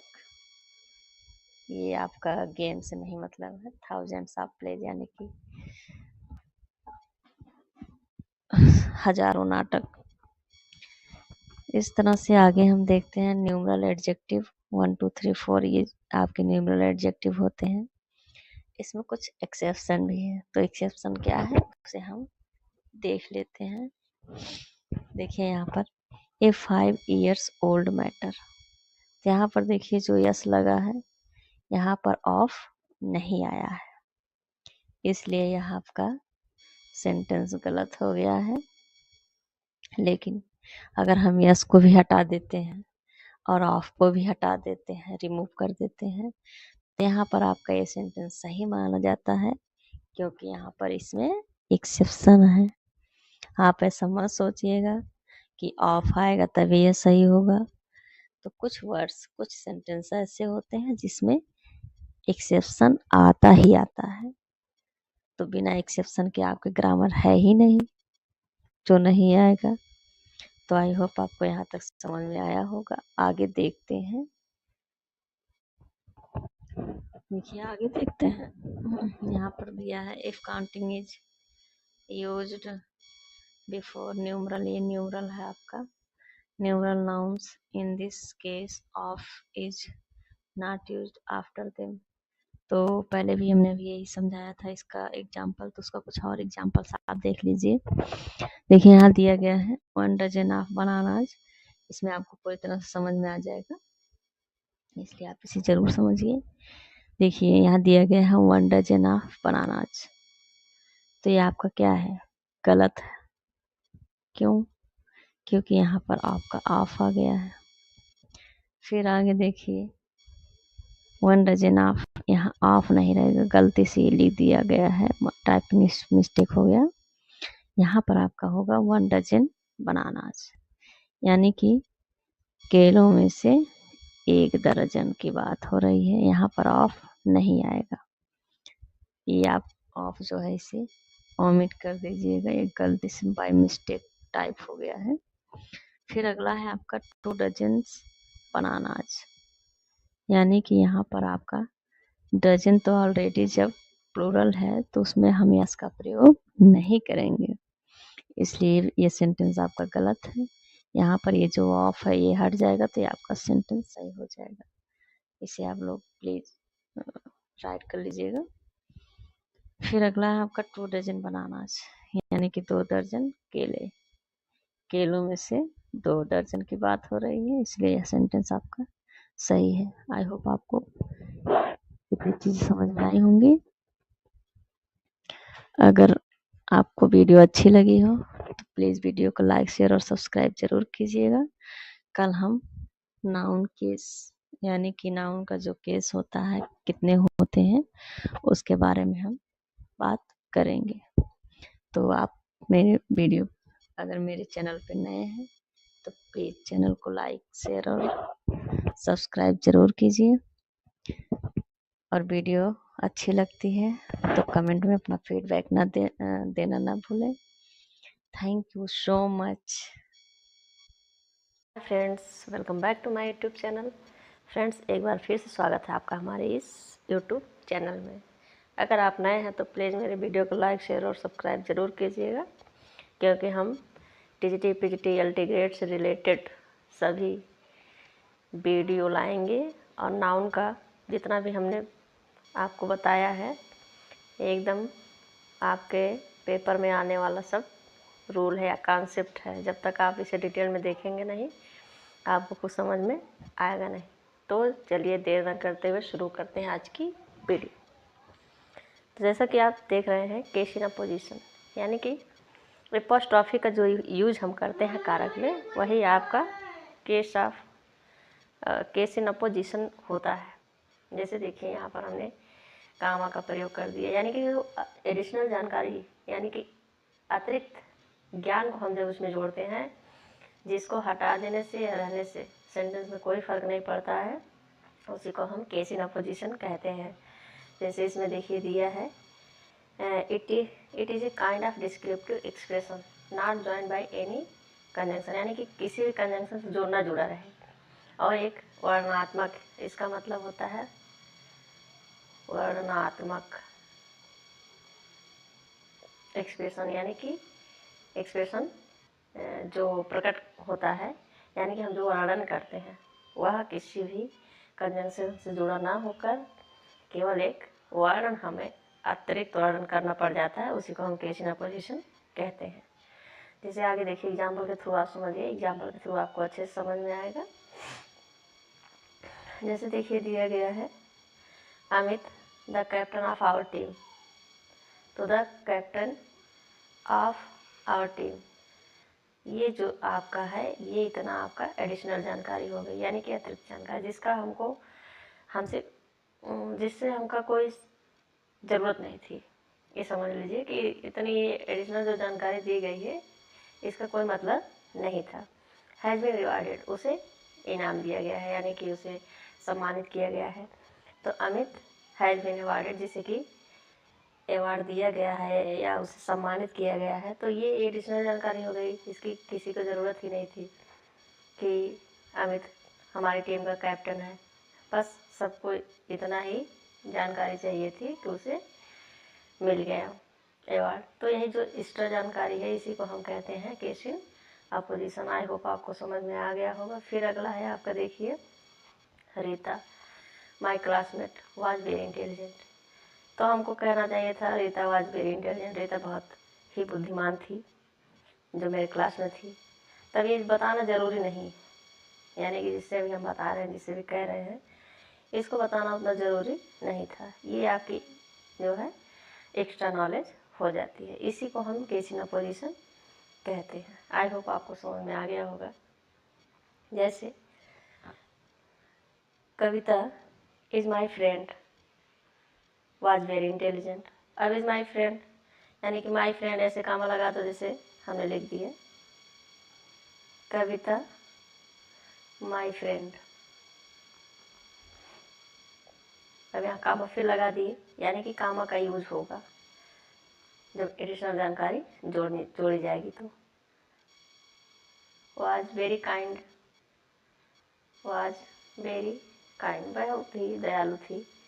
तो इस तरह से जो भी ये एडिशनल हमने जानकारी दी है ये आपका क्या है, case in opposition. I hope आपको इतना समझ में आ गया होगा। अगर आपको नहीं समझ में आया तो आप इस वीडियो को फिर से देखिएगा, तो आपको समझ में आ जाएगा। फिर आगे देखिए दिया गया है it is restricted only to living things, time, weight, distance, amount, personified noun और सम डिग्निफाइड नेचुरल ऑब्जेक्ट्स। यानी कि कह रहा है ये जो आपकी लिविंग थिंग्स होती हैं, जीवित चीज़ें होती हैं, जैसे टाइम, इनको हम जीवित, जैसे टाइम को हम पर्सनिफाइड कर देते हैं किसी चीज़ से। जैसे देखिए वेट है, वजन है, डिस्टेंस दूरी है, अमाउंट है, इनको हम पर्सनिफाइड यानी कि किसी व्यक्तिवाचक संज्ञा के रूप में, यानी कि किसी पर्सन, एज ए पर्सन हम लोग इसका यूज करते हैं। तो ये जो टाइम है, वेट है, डिस्टेंस, अमाउंट, इतनी चीज़ों का हम प्रयोग कैसे करते हैं, पर्सनिफाइड कर देते हैं किसी पुरुष की तरह, यानी कि किसी मनुष्य के रूप में उसको रख देते हैं, तो उसी को हम यहाँ पर यूज़ किया जाता है। देखिए दिया है सिर्फ ओनली टू लिविंग थिंग्स। जैसे देखिए बॉयज हैंड, लड़के का हाथ, यहाँ पर एपॉस्ट्रोफी लग गया आपका। फिर है अगला, देखिए इसमें तो मान लीजिए लिविंग थिंग्स दिया, लेकिन ये देखिए टाइम्स मार्च। अब टाइम्स मार्च से मतलब है कि मार्च का समय नहीं, यानी कि जो टाइम्स मार्च एक समय था जब लोग मार्च किया करते थे, किसी पर धावा बोल देते थे। तो फिर देखिए 1 किलोमीटर्स जर्नी। अब यहाँ यात्रा की बात की जा रही है, तब किलोमीटर्स को क्या कर दिए, पर्सनिफाई कर दिए, तो इसमें एपॉस्ट्रोफी एस लगा दिए, क्योंकि नॉन लिविंग थिंग में जो है एपॉस्ट्रोफी एस का प्रयोग नहीं किया जाता है। उसके कुछ नियम होते हैं, एक्सेप्शन होता है जहाँ पर हम इसका प्रयोग करते हैं, लेकिन इस तरह से इसका प्रयोग नहीं किया जाता है। आगे जैसे देख लीजिए ये नाइट्स जर्नी, एक रात्रि की यात्रा। जैसे कहते हैं ये नाइट्स जर्नी, यानी कि एक रात ऐसी भी आएगी जब हम यात्रा करेंगे फिर दोबारा वापस नहीं आएंगे। जैसे कि किसी की मृत्यु हो जाती है तो हम कहते हैं ना ये नाइट्स जर्नी, एक रात्रि की यात्रा। फिर अगला है नेचर्स लॉ। नेचर्स लॉ तो ये जो प्रकृति का कानून है, जैसे होता है ना, जैसे आप किसी के साथ बुरा करते हैं तो आपके साथ भी बुरा होता है, किसी के साथ अच्छा करेंगे तो आपके साथ भी अच्छा होता है। तो हम कह देते हैं बेसिकली कि यह तो प्रकृति का नियम है। तो प्रकृति को क्या कर दिया हमने, पर्सनिफाई कर दिया, उसे एज अ पर्सन डिनोट कर दिया। तो आई होप आपको ये समझ में आ रहा होगा केस इन पोजिशन होता क्या है। चलिए आगे देखते हैं। रूल पहला था, दूसरा रूल देख लीजिए। देखिए apostrophe S is used at the end of the compound noun, यानी कि कंपाउंड नाउन का मतलब है जहाँ पर दो नाउन एक साथ हों। तो ये एपोस्ट्रोफी एस का यूज हम कैसे करते हैं, तो उसी को आप समझ लीजिए। देखिए फादर इन लॉज डॉटर, यानी कि फादर इन लॉज डॉटर, ससुर जी की बेटी।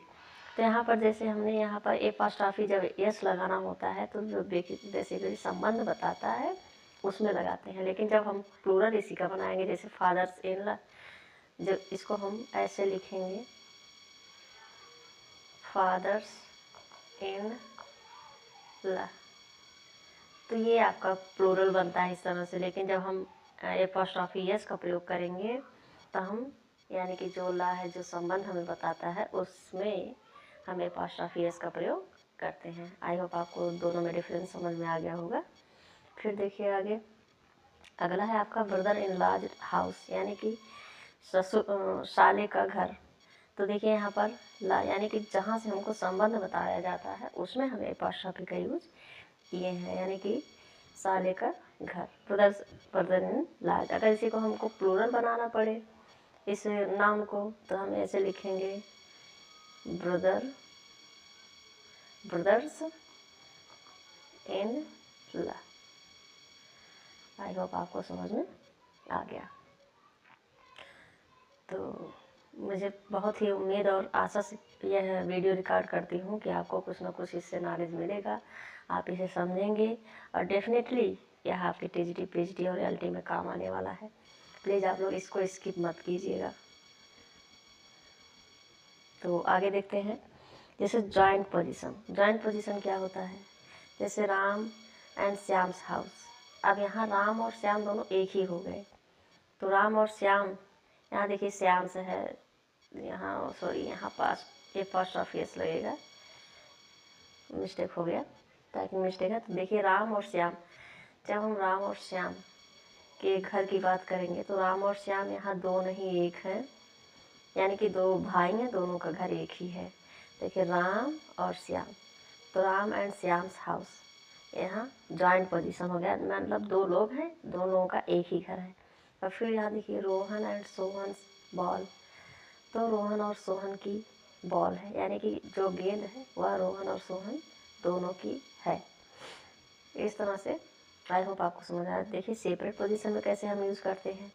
सेपरेट पोजीशन में अगर हम दोनों में यूज़ करते हैं, मान लीजिए इसी में यूज़ कर देते हैं हम राम्स एंड श्याम्स हाउस, तो राम का घर अलग हो जाएगा, श्याम का घर अलग हो जाएगा, तब दो लोग हो जाएंगे और दो घर की बात होगी इसमें।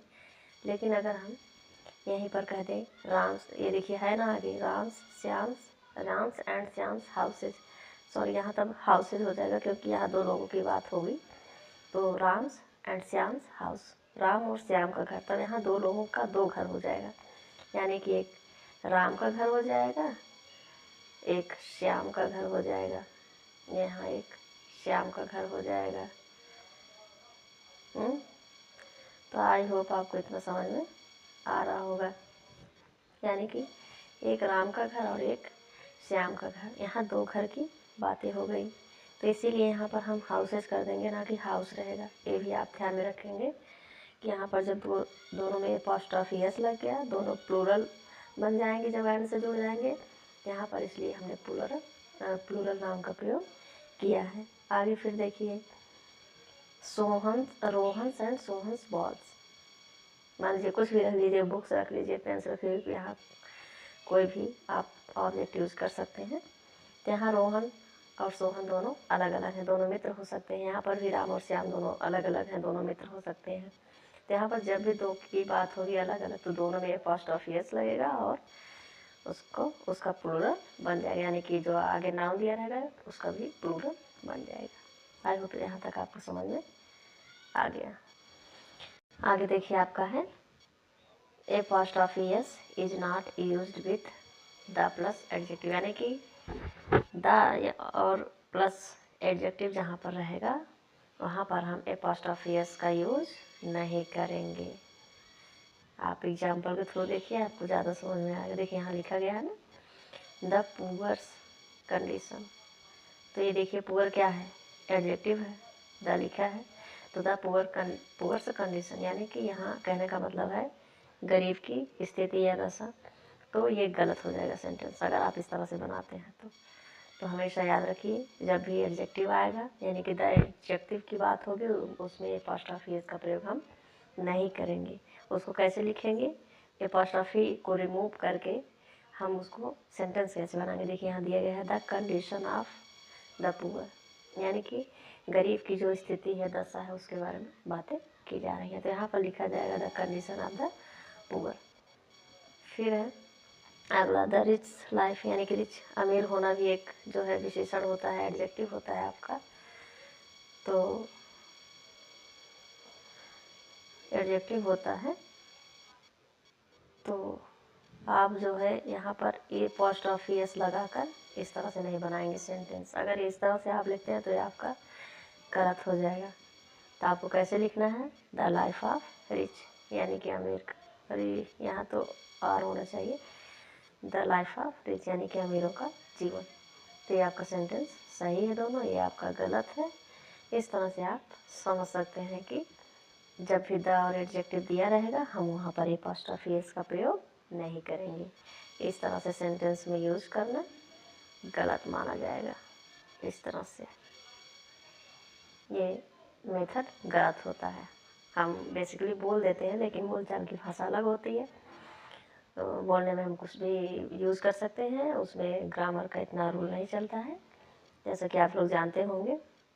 फिर आगे देखिए दिया है apostrophe s can be used with somebody, anybody, everybody and nobody, everyone, everybody, इस तरह से anyone, someone, everyone, anyone, इस तरह से सब के साथ में हम apostrophe s का यूज कर सकते हैं। जैसे देखिए दिया गया ना, police need to check everyone's bag, और जब भी हम वहाँ apostrophe s का प्रयोग करेंगे तो उसके बाद हमेशा कोई नॉन लिविंग थिंग यानी कि ऑब्जेक्ट का प्रयोग किया जाएगा, तभी होगा आपका apostrophe s का प्रयोग। Everyone, everybody, somebody, anybody, nobody. तो आई होप आपको इतना समझ में आ गया होगा। आगे देखते हैं।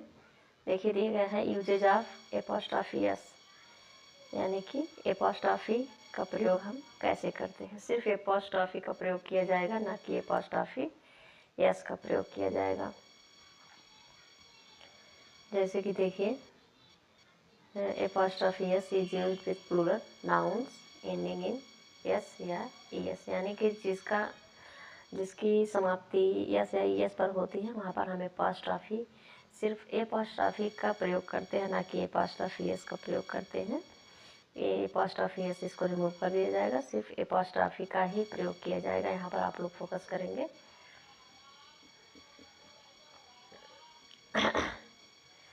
तो ये आप देख रहे हैं, जैसे देखिए गर्ल्स, यानी कि जब गर्ल का हम प्लूरल बनाते हैं तो गर्ल्स हो जाता है। यहाँ पर गर्ल्स से ऐसा मत सोचिएगा कि इसका apostrophe s बनाया गया है तो ये सिंगुलर है, क्योंकि गर्ल्स आपका यहाँ प्लूरल है और apostrophe s लगा के यहाँ पर कॉलेज लिखा गया है। तो यहाँ पर apostrophe s लगाने के लिए यहाँ पर फिर हम s अलग से नहीं लिखेंगे।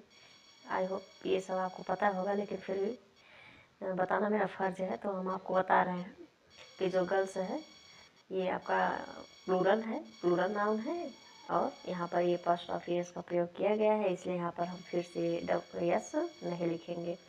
अगर हम फिर से s लिखते हैं तो ये आपका फिर से रॉन्ग हो जाएगा।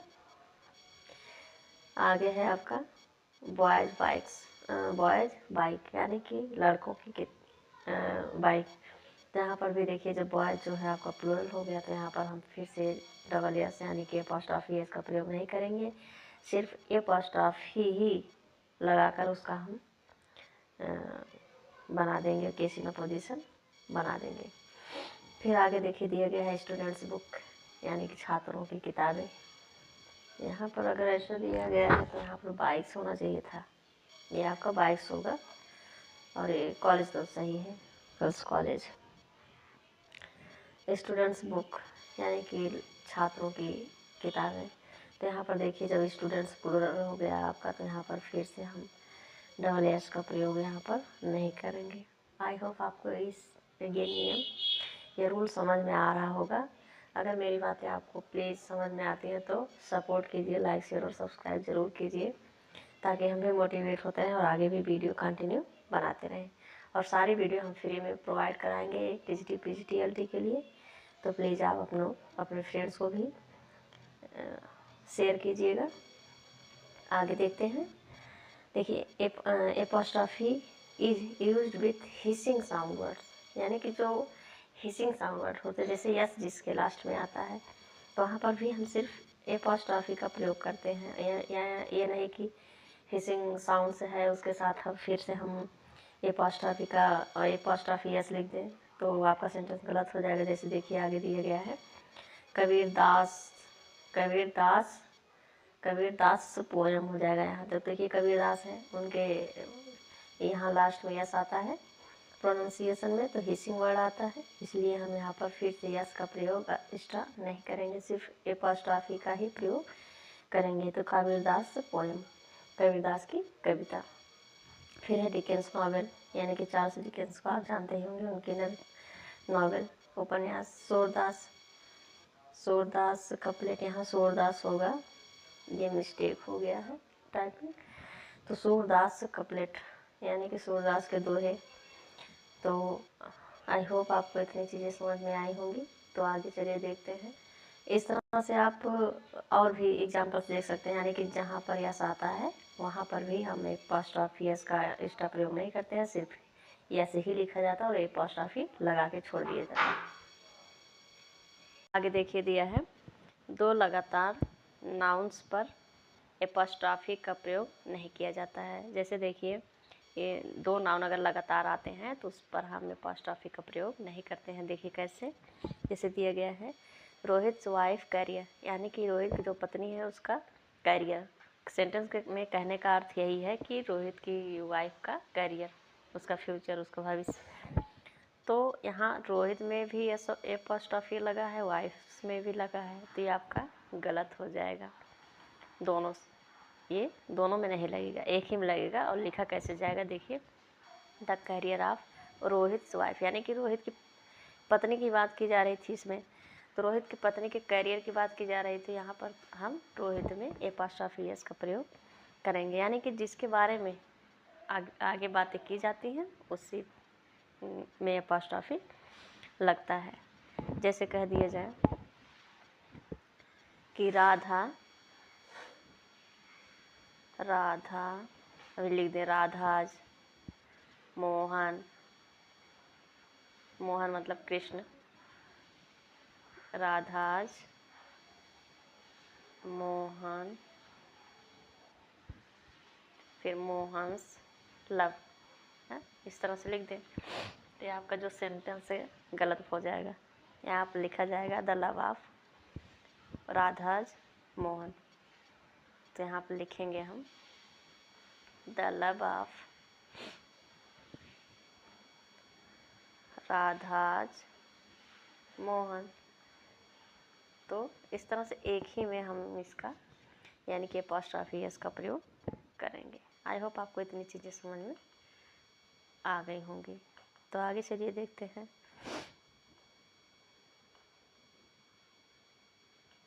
आगे दिया है आपका नाउन के साथ नाउन इन अपोजिशन दिए जाने पर, यानी कि नाउन के साथ जब नाउन इन अपोजिशन दिया हो पर नाउन इन अपोजिशन के साथ एपोस्ट्रॉफी का प्रयोग कर सकते हैं। तो फिर जब नाउन दिया जाएगा नाउन इन अपोजिशन, तो उसके साथ हम एपॉस्ट्रॉफी का प्रयोग कर सकते हैं। जैसे दिया है आगे, Ram is my friends brother. यहाँ पर देखिए राम है, माई फ्रेंड है, ये आपका एपॉस्ट्रॉफी अपोजिशन है ना, case in opposition, my friends. तो माई फ्रेंड जो है उसमें हम एपॉस्ट्रॉफी एस का प्रयोग करेंगे। तो देखिए दिया है, Ram is my friends brother. तो राम क्या है, मेरे मित्र का भाई है। तो इस तरह से हम देखते हैं कि जो आपका ये केस इन अपोजिशन है उसमें हमने एपॉस्ट्रॉफी एस का प्रयोग किया है। तो आई होप आपको इतनी चीज़ें समझ में आ रही होंगी। फिर देखिए दिया है, सीता इज जनक's डॉटर। अब सीता क्या है, सीता अब जनक's डॉटर यानी कि जनक की पुत्री है। तो वहाँ पर एक ये केस इन अपोजिशन हो गया। अगर हम लिख देते Sita is a daughter of Janak, तो ये केस इन अपोजिशन नहीं होता, क्योंकि वहाँ पर प्रीपोजिशन लगकर यहाँ पर आपका ऑब्जेक्ट बन जाता। तो देखिए यहाँ पर एपॉस्ट्रॉफी एस का प्रयोग करके सेंटेंस को छोटा भी कर दिया गया है और फिर केस इन अपोजिशन का यूज किया गया है। तो आई होप यहाँ तक आपको समझ में आ गया होगा। फिर दिया है आपका, never use apostrophe with country, यानी कि जो आपका कंट्री वर्ड है यानी कि देश जो शब्द है, इसके साथ हम कभी भी एपॉस्ट्रॉफी एस का प्रयोग नहीं करते। कैसे, देखिए, द कंट्रीज पॉपुलेशन। अब हमको कहना हो कि देश की संख्या, जनसंख्या, तो हम ऐसे थोड़े ना लिख देंगे कंट्रीज पॉपुलेशन। उसको इस तरह से लिखेंगे, द पॉपुलेशन ऑफ कंट्री। जैसे अभी हमने आगे बताया था ना, एडजेक्टिव में नहीं जोड़ते हैं। द एडजेक्टिव में हम कभी भी एपॉस्ट्रॉफी यूज़ नहीं करते हैं। जैसे the life of poor, the condition of poor, इस तरह से अभी हमने आगे बताया था ना। तो इसी तरह से कंट्री के साथ भी होता है, द पॉपुलेशन ऑफ कंट्री लिखेंगे, ना कि कंट्रीज पॉपुलेशन। फिर अगले आगे है कंट्रीज प्रोग्रेस, यानी कि देश का विकास। तो ये जो है ये गलत होगा मेथड लिखने का, ये आपका the progress of the country होगा। तो आई होप आपको इतनी चीज़ें समझ में आई होंगी। तो अगर समझ में आई हैं तो प्लीज़ वीडियो को लाइक, शेयर और सब्सक्राइब करना ना भूलिएगा। और भी वीडियो देखने के लिए प्लीज़ चैनल को लाइक करें, शेयर करें, सब्सक्राइब करें। Thank you so much. Hi friends, welcome back to my YouTube channel. Friends, एक बार फिर से आपका स्वागत है हमारे चैनल में। अगर आप चैनल में नए हैं तो प्लीज़ चैनल को सब्सक्राइब और वीडियो को लाइक ज़रूर कीजिएगा। यह मेरी 5वीं वीडियो है। अगर आप नाउन को पूरी तरह से सीखना चाहते हैं तो वीडियो को प्लीज़ आप लास्ट तक ज़रूर देखिएगा, तभी आपको समझ में आएगा। और बड़ी मेहनत से हम वीडियो बनाते हैं, प्लीज़ आप लोग लाइक, शेयर और सब्सक्राइब ज़रूर करिए। तो चलिए शुरू करते हैं आज की वीडियो। नाउन केस, जैसा कि केस यानी कि कारक किसे कहते हैं। जैसे हिंदी में आपका कारक होता है, आप जानते होंगे, कर्ता ने कर्म को करर से या द्वारा संप्रदान क्रिया पदान से अलगाव के अर्थ में। तो इस तरह का जो कारक है वही कारक आपका इसमें इंग्लिश में भी है। वह 3 प्रकार का होता है मॉडर्न इंग्लिश में, लेकिन यह जो अभी पुरानी इंग्लिश है उसमें जो है 6 टाइप का होता था, लेकिन अभी मॉडर्न में 3 ही है। तो किस तरह से यह सेंटेंस में कार्य करता है, यानी कि कर्ता एक सेंटेंस में किस प्रकार से कार्य करता है, उसी को इसमें बताया गया है कारक में। तो चलिए देर न करते हुए वीडियो को शुरू करते हैं। जैसा देखिए लिखा गया है, इसका जो डिफिनेशन है, the case of a noun is determined by the part the noun plays in a sentence, यानी कि नाउन का क्या रोल है एक सेंटेंस में, कर्ता का क्या रोल है, किस तरह से यूज होता है, उसी को नाउन केस में या कारक में बताया गया है। तो नाउन बेसिकली 3 प्रकार का होता है, हमने बता दिया मॉडर्न इंग्लिश में, जो कि सब्जेक्टिव केस, यहाँ सब्जेक्टिव आपका है, ये सब्जेक्टिव है, यहाँ पे देख लीजिए, ये सब्जेक्टिव है आपका, टिव है, सब्जेक्टिव केस या नॉमिनेटिव केस इसे कहते हैं। दूसरा आपका ऑब्जेक्टिव केस या एक्यूजेटिव केस। तीसरा आपका पॉजेसिव केस, जिसे हम जेनेटिव केस भी कहते हैं। बाकी 3 आपका ये है dative case, vocative case, case in opposition. इसे हम जब आप लास्ट तक वीडियो को देखेंगे तो डिटेल में हम पूरा आपको बताएंगे। तो चलिए आगे देखते हैं। ये देखिए एग्जाम्पल के रूप में आपका है मोनिका लव्स हर सन, यानी कि मोनिका अपने पुत्र को प्रेम करती है। तो यहाँ पर आपका जो ये मोनिका लव्स हर सन, यहाँ पर देखिए ये आपका ऑब्जेक्टिव केस हो जाएगा, ये आपका सब्जेक्टिव केस है। फिर इसमें है Reema is singing a song, ये सॉन्ग आपका ऑब्जेक्टिव केस हो जाएगा और रीमा आपका सब्जेक्टिव केस हो जाएगा। फिर है राम्स बुक, यहाँ पॉजेसिव केस है, जो कि हम डिटेल में जब आपको आगे बताएंगे तो आपको पता चल जाएगा। तो आगे देखिए आपका सब्जेक्टिव केस है, यानी कि सब्जेक्ट के रूप में जो कर्ता कार्य करता है उसी को हम सब्जेक्टिव केस कहते हैं, यानी कि जब कर्ता एज अ सब्जेक्ट कार्य करे। जैसे आगे देखिए एग्जाम्पल के थ्रू, जैसे बबीता लर्न से लेसन, बबीता एक लेसन सीखती है, यानी कि बबीता आपका सब्जेक्टिव केस हो गया इसमें। फिर अगला है आपका पंचम sir is my English teacher. तो ये आपका जो है इंग्लिश टीचर जो है आपका हो जाएगा ऑब्जेक्टिव केस, लेकिन हम यहाँ बेसिकली सब्जेक्टिव केस देख रहे हैं तो सब्जेक्टिव केस पर फोकस करेंगे। तो यहाँ देखिए पंचम सर, ये आपका सब्जेक्टिव केस हो जाएगा। फिर अगला है आई हैव ए पेन, तो आई यहाँ पर आपका जो है वह सब्जेक्टिव केस हो जाएगा। फिर अगला है you are playing with a ball, आप गेंद के साथ खेल रहे हैं, इसमें यू आपका जो है सब्जेक्टिव केस है। इसे हम नॉमिनेटिव केस भी कहते हैं, इसे हम नॉमिनेटिव केस भी कहते हैं, इसको भी आप याद रखिएगा।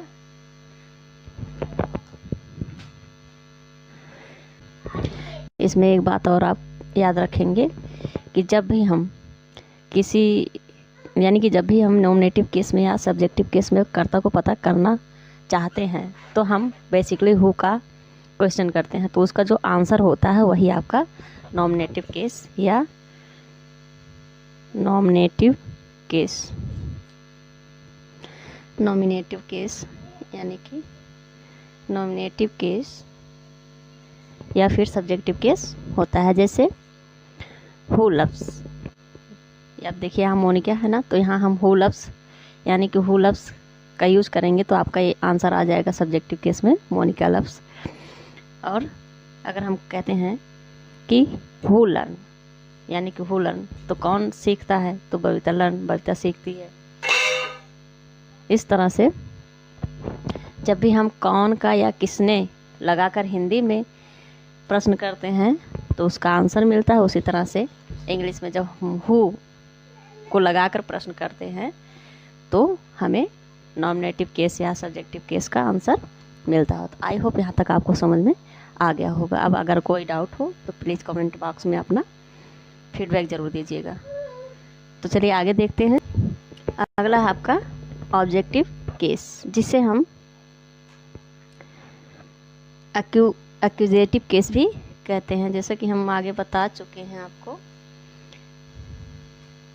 एक्यूजेटिव केस तो यानी कि ऑब्जेक्टिव केस, जब ऑब्जेक्ट के रूप में वर्ब के द्वारा यानी कि वाक्य में काम का प्रभाव जिस पर पड़ता है उसे हम ऑब्जेक्ट या कर्म का केस कहते हैं, यानी कि ऑब्जेक्टिव केस कहते हैं। अर्थात जब किसी वाक्य में नाउन का प्रयोग उस वाक्य की क्रिया के कर्म के रूप में होता है, उस वाक्य की क्रिया के कर्म के रूप में होता है, तो उसे हम ऑब्जेक्टिव केस या कर्म कारक कहते हैं। जैसे देखिए यहाँ पर है राम ईट्स ए मैंगो, तो राम ईट्स, राम क्या खाता है, राम एक मैंगो खाता है, यानी कि खाने का जो प्रभाव है उसका ए मैंगो पर पड़ रहा है।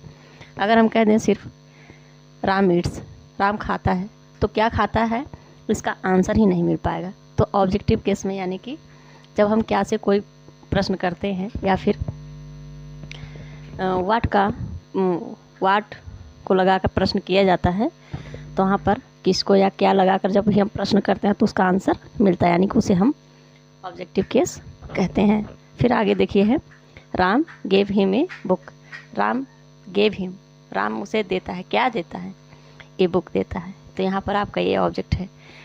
राम गेव अगर हम कह दें, हिम ना लिखें तो भी ए बुक ना, यानी कि Ram gave a book, Ram एक किताब देता है, तब पर भी आपका सेंटेंस कंप्लीट रहेगा।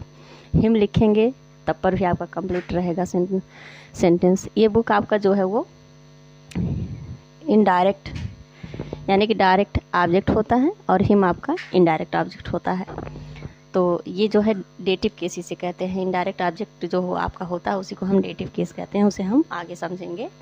फिलहाल अभी ऑब्जेक्टिव केस को समझते हैं।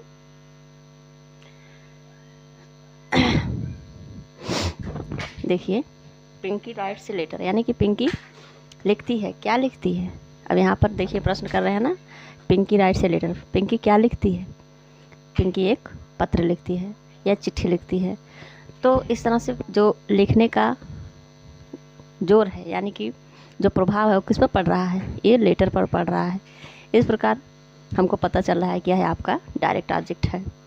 तो पिंकी राइट्स ए लेटर, यानी कि लिखने का प्रभाव जब लेटर पर पड़े तो उसी को हम ऑब्जेक्टिव केस कहते हैं। यानी कि जब भी क्रिया का प्रभाव किसी कर्ता पर पड़े तो उसे ऑब्जेक्टिव केस कहते हैं। यहाँ पर अब ये भी आपका नाउन ही है, लेकिन ये एज अ ऑब्जेक्ट काम कर रहा है।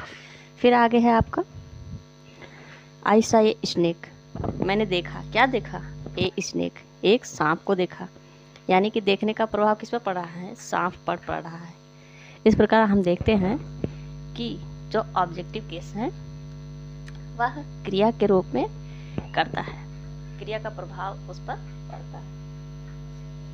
तो ऑब्जेक्ट आपके दो प्रकार के होते हैं, देखिए हमें बताया गया है। ऑब्जेक्ट के प्रकार यानी कि कर्म कितने प्रकार के होते हैं? दो प्रकार के होते हैं। एक डायरेक्ट ऑब्जेक्ट होता है और दूसरा इनडायरेक्ट ऑब्जेक्ट होता है। तो दो डायरेक्ट ऑब्जेक्ट होता है उसमें आपका कोई भी थिंग आ जाती है, नॉन लिविंग होता है, जिसमें नॉन लिविंग की बात की जाती है। और इनडायरेक्ट ऑब्जेक्ट में आपका जैसे आई वी यू, जैसे मी, अस, ये सब आपके इनडायरेक्ट ऑब्जेक्ट में आते हैं। यानी कि जो लिविंग है, यानी कि जो मनुष्य है उसका जब हम प्रयोग करते हैं लिविंग थिंग का, तो वह आपका इनडायरेक्ट ऑब्जेक्ट में आता है। जैसे यहाँ पर देखिए हिम आपका इनडायरेक्ट ऑब्जेक्ट है। यहाँ देखिए दिया है ना, my father gave me a mango, तो मी यहाँ पर आपका इनडायरेक्ट ऑब्जेक्ट है। फिर यहाँ पर रोहित, ये भी आपका इनडायरेक्ट ऑब्जेक्ट है। तो देखिए यहाँ पर फिर दिया है मोहित गेव रोहित ए बॉल, यानी कि मोहित जो है रोहित को एक बॉल देता है। तो ये बॉल आपका डायरेक्ट ऑब्जेक्ट हो जाएगा और रोहित आपका इनडायरेक्ट ऑब्जेक्ट हो जाएगा। तो आगे चलिए देखते हैं। आप इसमें कुछ पॉइंट्स को और याद रखेंगे। जैसे जो आपका डायरेक्ट ऑब्जेक्ट है वह तुरंत वर्ब के बाद आता है। जैसे यहाँ पर देखिए राम गेव हिम, हिम जो है आपका देखिए वर्ब के तुरंत बाद आया है। फिर है इसमें देख लीजिए my father gave me a mango, तो मी जो है आपका देखिए गेव, यानी कि वर्ब के तुरंत बाद आया है। यानी कि जो डायरेक्ट ऑब्जेक्ट है वह आपके तुरंत वर्ब के तुरंत बाद आता है, और जो इनडायरेक्ट ऑब्जेक्ट होता है वह प्रीपोजिशन के बाद आता है, यानी कि टू या फॉर लगाकर किया जाता है।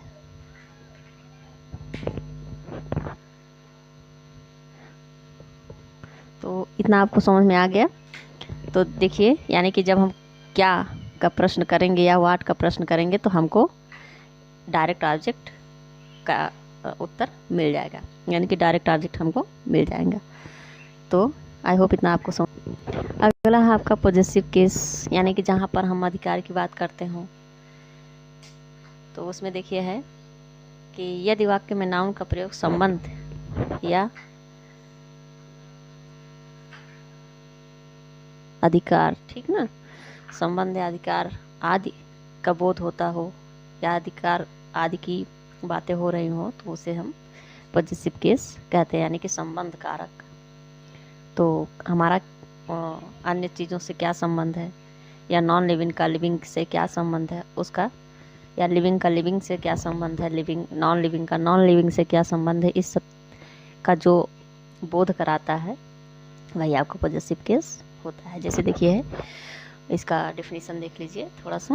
When A noun is used denote relation and ownership, यानी कि जब वह संबंध और अधिकार, ओनरशिप मीन्स अधिकार, ऑफ ए ऑब्जेक्ट किसी वस्तु का इन ए सेंटेंस में। तो किसी सेंटेंस में जब किसी ऑब्जेक्ट का अधिकार या रिलेशन किसी नाउन से दर्शाता हो, दिखाता हो किसी कर्ता से, तो उसी को हम पॉजेसिव केस कहते हैं। जैसे देखिए यहाँ है मोहन्स हाउस, यानी कि मोहन का घर। तो मोहन किसका घर, यहाँ पर किसका घर बेसिकली हम जानने की कोशिश करेंगे। तो यहाँ पर मोहन का घर, तो Mohan's house is nice. Mohan का घर कैसा है, बहुत ही सुंदर है। तो यहाँ पर मोहन देखिए एपोस्ट्रोफी एस लगाकर यहाँ पर अधिकार को बताया गया है। तो एपोस्ट्रोफी एस लगाने से यहाँ ऑफ का सेंस निकलता है, तो यहाँ पर इसे हम पॉजेसिव केस कहते हैं। इसको हम और भी तरीके से देखेंगे, लेकिन आगे देखेंगे उसको, पहले आप पॉजेसिव केस को समझ लीजिए। फिर अगला जैसे बबीताज हस्बैंड इज़ वेरी हैंडसम, यानी कि बबीता के जो हस्बैंड बहुत ही सुंदर हैं। तो यहाँ पर देखिए बबीता के हस्बैंड की बात की जा रही है, तो यहाँ पर उनके यानी कि हस्बैंड पर उनका अधिकार है। तो इस तरह से पॉजेसिव केस को दर्शाया गया है। इट इज़ रमन्स कार, यानी कि रमन की कार है। तो यहाँ पर संबंध, गाड़ी का संबंध किससे है, रमन से है। तो आई होप आपको समझ में आ गई होगी। देखिए जैसा कि हम आपने को बताए थे डेटिव केस किसे कहते हैं। तो इनडायरेक्ट ऑब्जेक्ट जो आपका होता है उसी को हम डेटिव केस कहते हैं। जैसे I teach you English, you तो क्या है, ये इनडायरेक्ट ऑब्जेक्ट है। देखिए वर्ब के तुरंत बाद आया है, तो यानी कि जो इनडायरेक्ट ऑब्जेक्ट होता है वह वर्ब के तुरंत बाद ही आता है। अगर इसको हम रिप्लेस करते हैं यानी कि बाद में करते हैं, तो इसके पहले हम प्रीपोजिशन का यूज करेंगे ही करेंगे। तो ये देखिए राम गेव मी ये लेटर, राम मुझे एक पत्र देता है। तो यहाँ पर देखिए मी क्या है आपका इनडायरेक्ट ऑब्जेक्ट है, यू भी आपका इनडायरेक्ट ऑब्जेक्ट है। आई होप आपको समझ में आ गया होगा। तो इनडायरेक्ट ऑब्जेक्ट को ही हम डेटिव केस कहते हैं। फिर हम आगे देखते हैं। जब भी हम हुज से प्रश्न करेंगे तो हमको जो है उसका आंसर मिल जाएगा, तो हमें पता चल जाएगा कि पॉजेसिव केस है।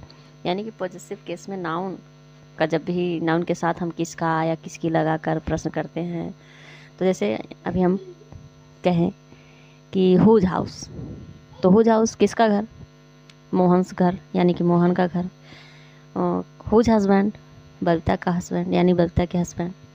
तो इस तरह से जब भी हम हुज का प्रश्न करते हैं तो आपको वहाँ पर उसका आंसर मिल जाता है, तो उसे हम पॉजेसिव केस कहते हैं। यानी कि उसका अधिकार या रिलेशनशिप की बात उसी में होती है। आई होप इतने आपको समझ में आ गया होगा।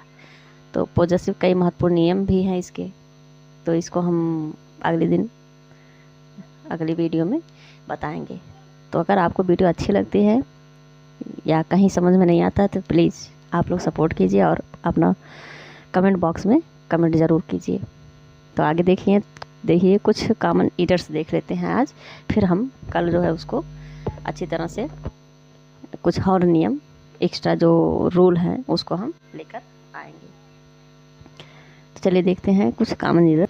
देखिए हम नाउन केस में कुछ कॉमन एरर्स को देख लेते हैं। बेसिकली ये सब जो है बहुत ही कॉमन एरर हैं और ये पूछे जाते हैं एग्ज़ाम में, चाहे जो भी कॉम्पिटिटिव एग्ज़ाम हो। तो चलिए उसमें देखते हैं हम। देखिए जो इनकरेक्ट है यहाँ पर इनकरेक्ट आपका है और दूसरा आपका करेक्ट, इसी का आंसर यहाँ पर दिया गया है। पहला है देखिए आपका जैसे Ratna is my cousin sister, Ratna मेरी चचेरी बहन है। तो आपको पता होगा, अगर आप अच्छे से नाउन को पढ़े होंगे तो आपको पता होगा कि जो है कजिन के साथ कभी भी सिस्टर या ब्रदर का प्रयोग नहीं किया जाता है, ये आपका गलत माना जाता है। तो आपका राइट ये हो जाएगा रत्ना इज माई कजिन। अगला है आपका the sceneries of Shimla are very charming, यानी कि शिमला का जो दृश्य है बहुत ही लुभावना है, बहुत ही सुंदर है, आकर्षक है। लेकिन ये आपका गलत है, क्योंकि सीनरी कभी भी सीनरीज नहीं होता है और उसके साथ कभी भी वर्ब प्लूरल नहीं आती है, हमेशा वह सिंगुलर वर्ब को लेकर आता है। जैसे यहाँ पर देखिए इज और सीनरी, तो सीनरी कभी सीनरीज नहीं होती है, तो ये आपका ये गलत हो जाएगा, ये आपका सही हो जाएगा। अगला देखिए राम्स मैथमेटिक्स आर वीक, यानी कि जो राम की मैथमेटिक है, गणित है, वह बहुत ही कमज़ोर है।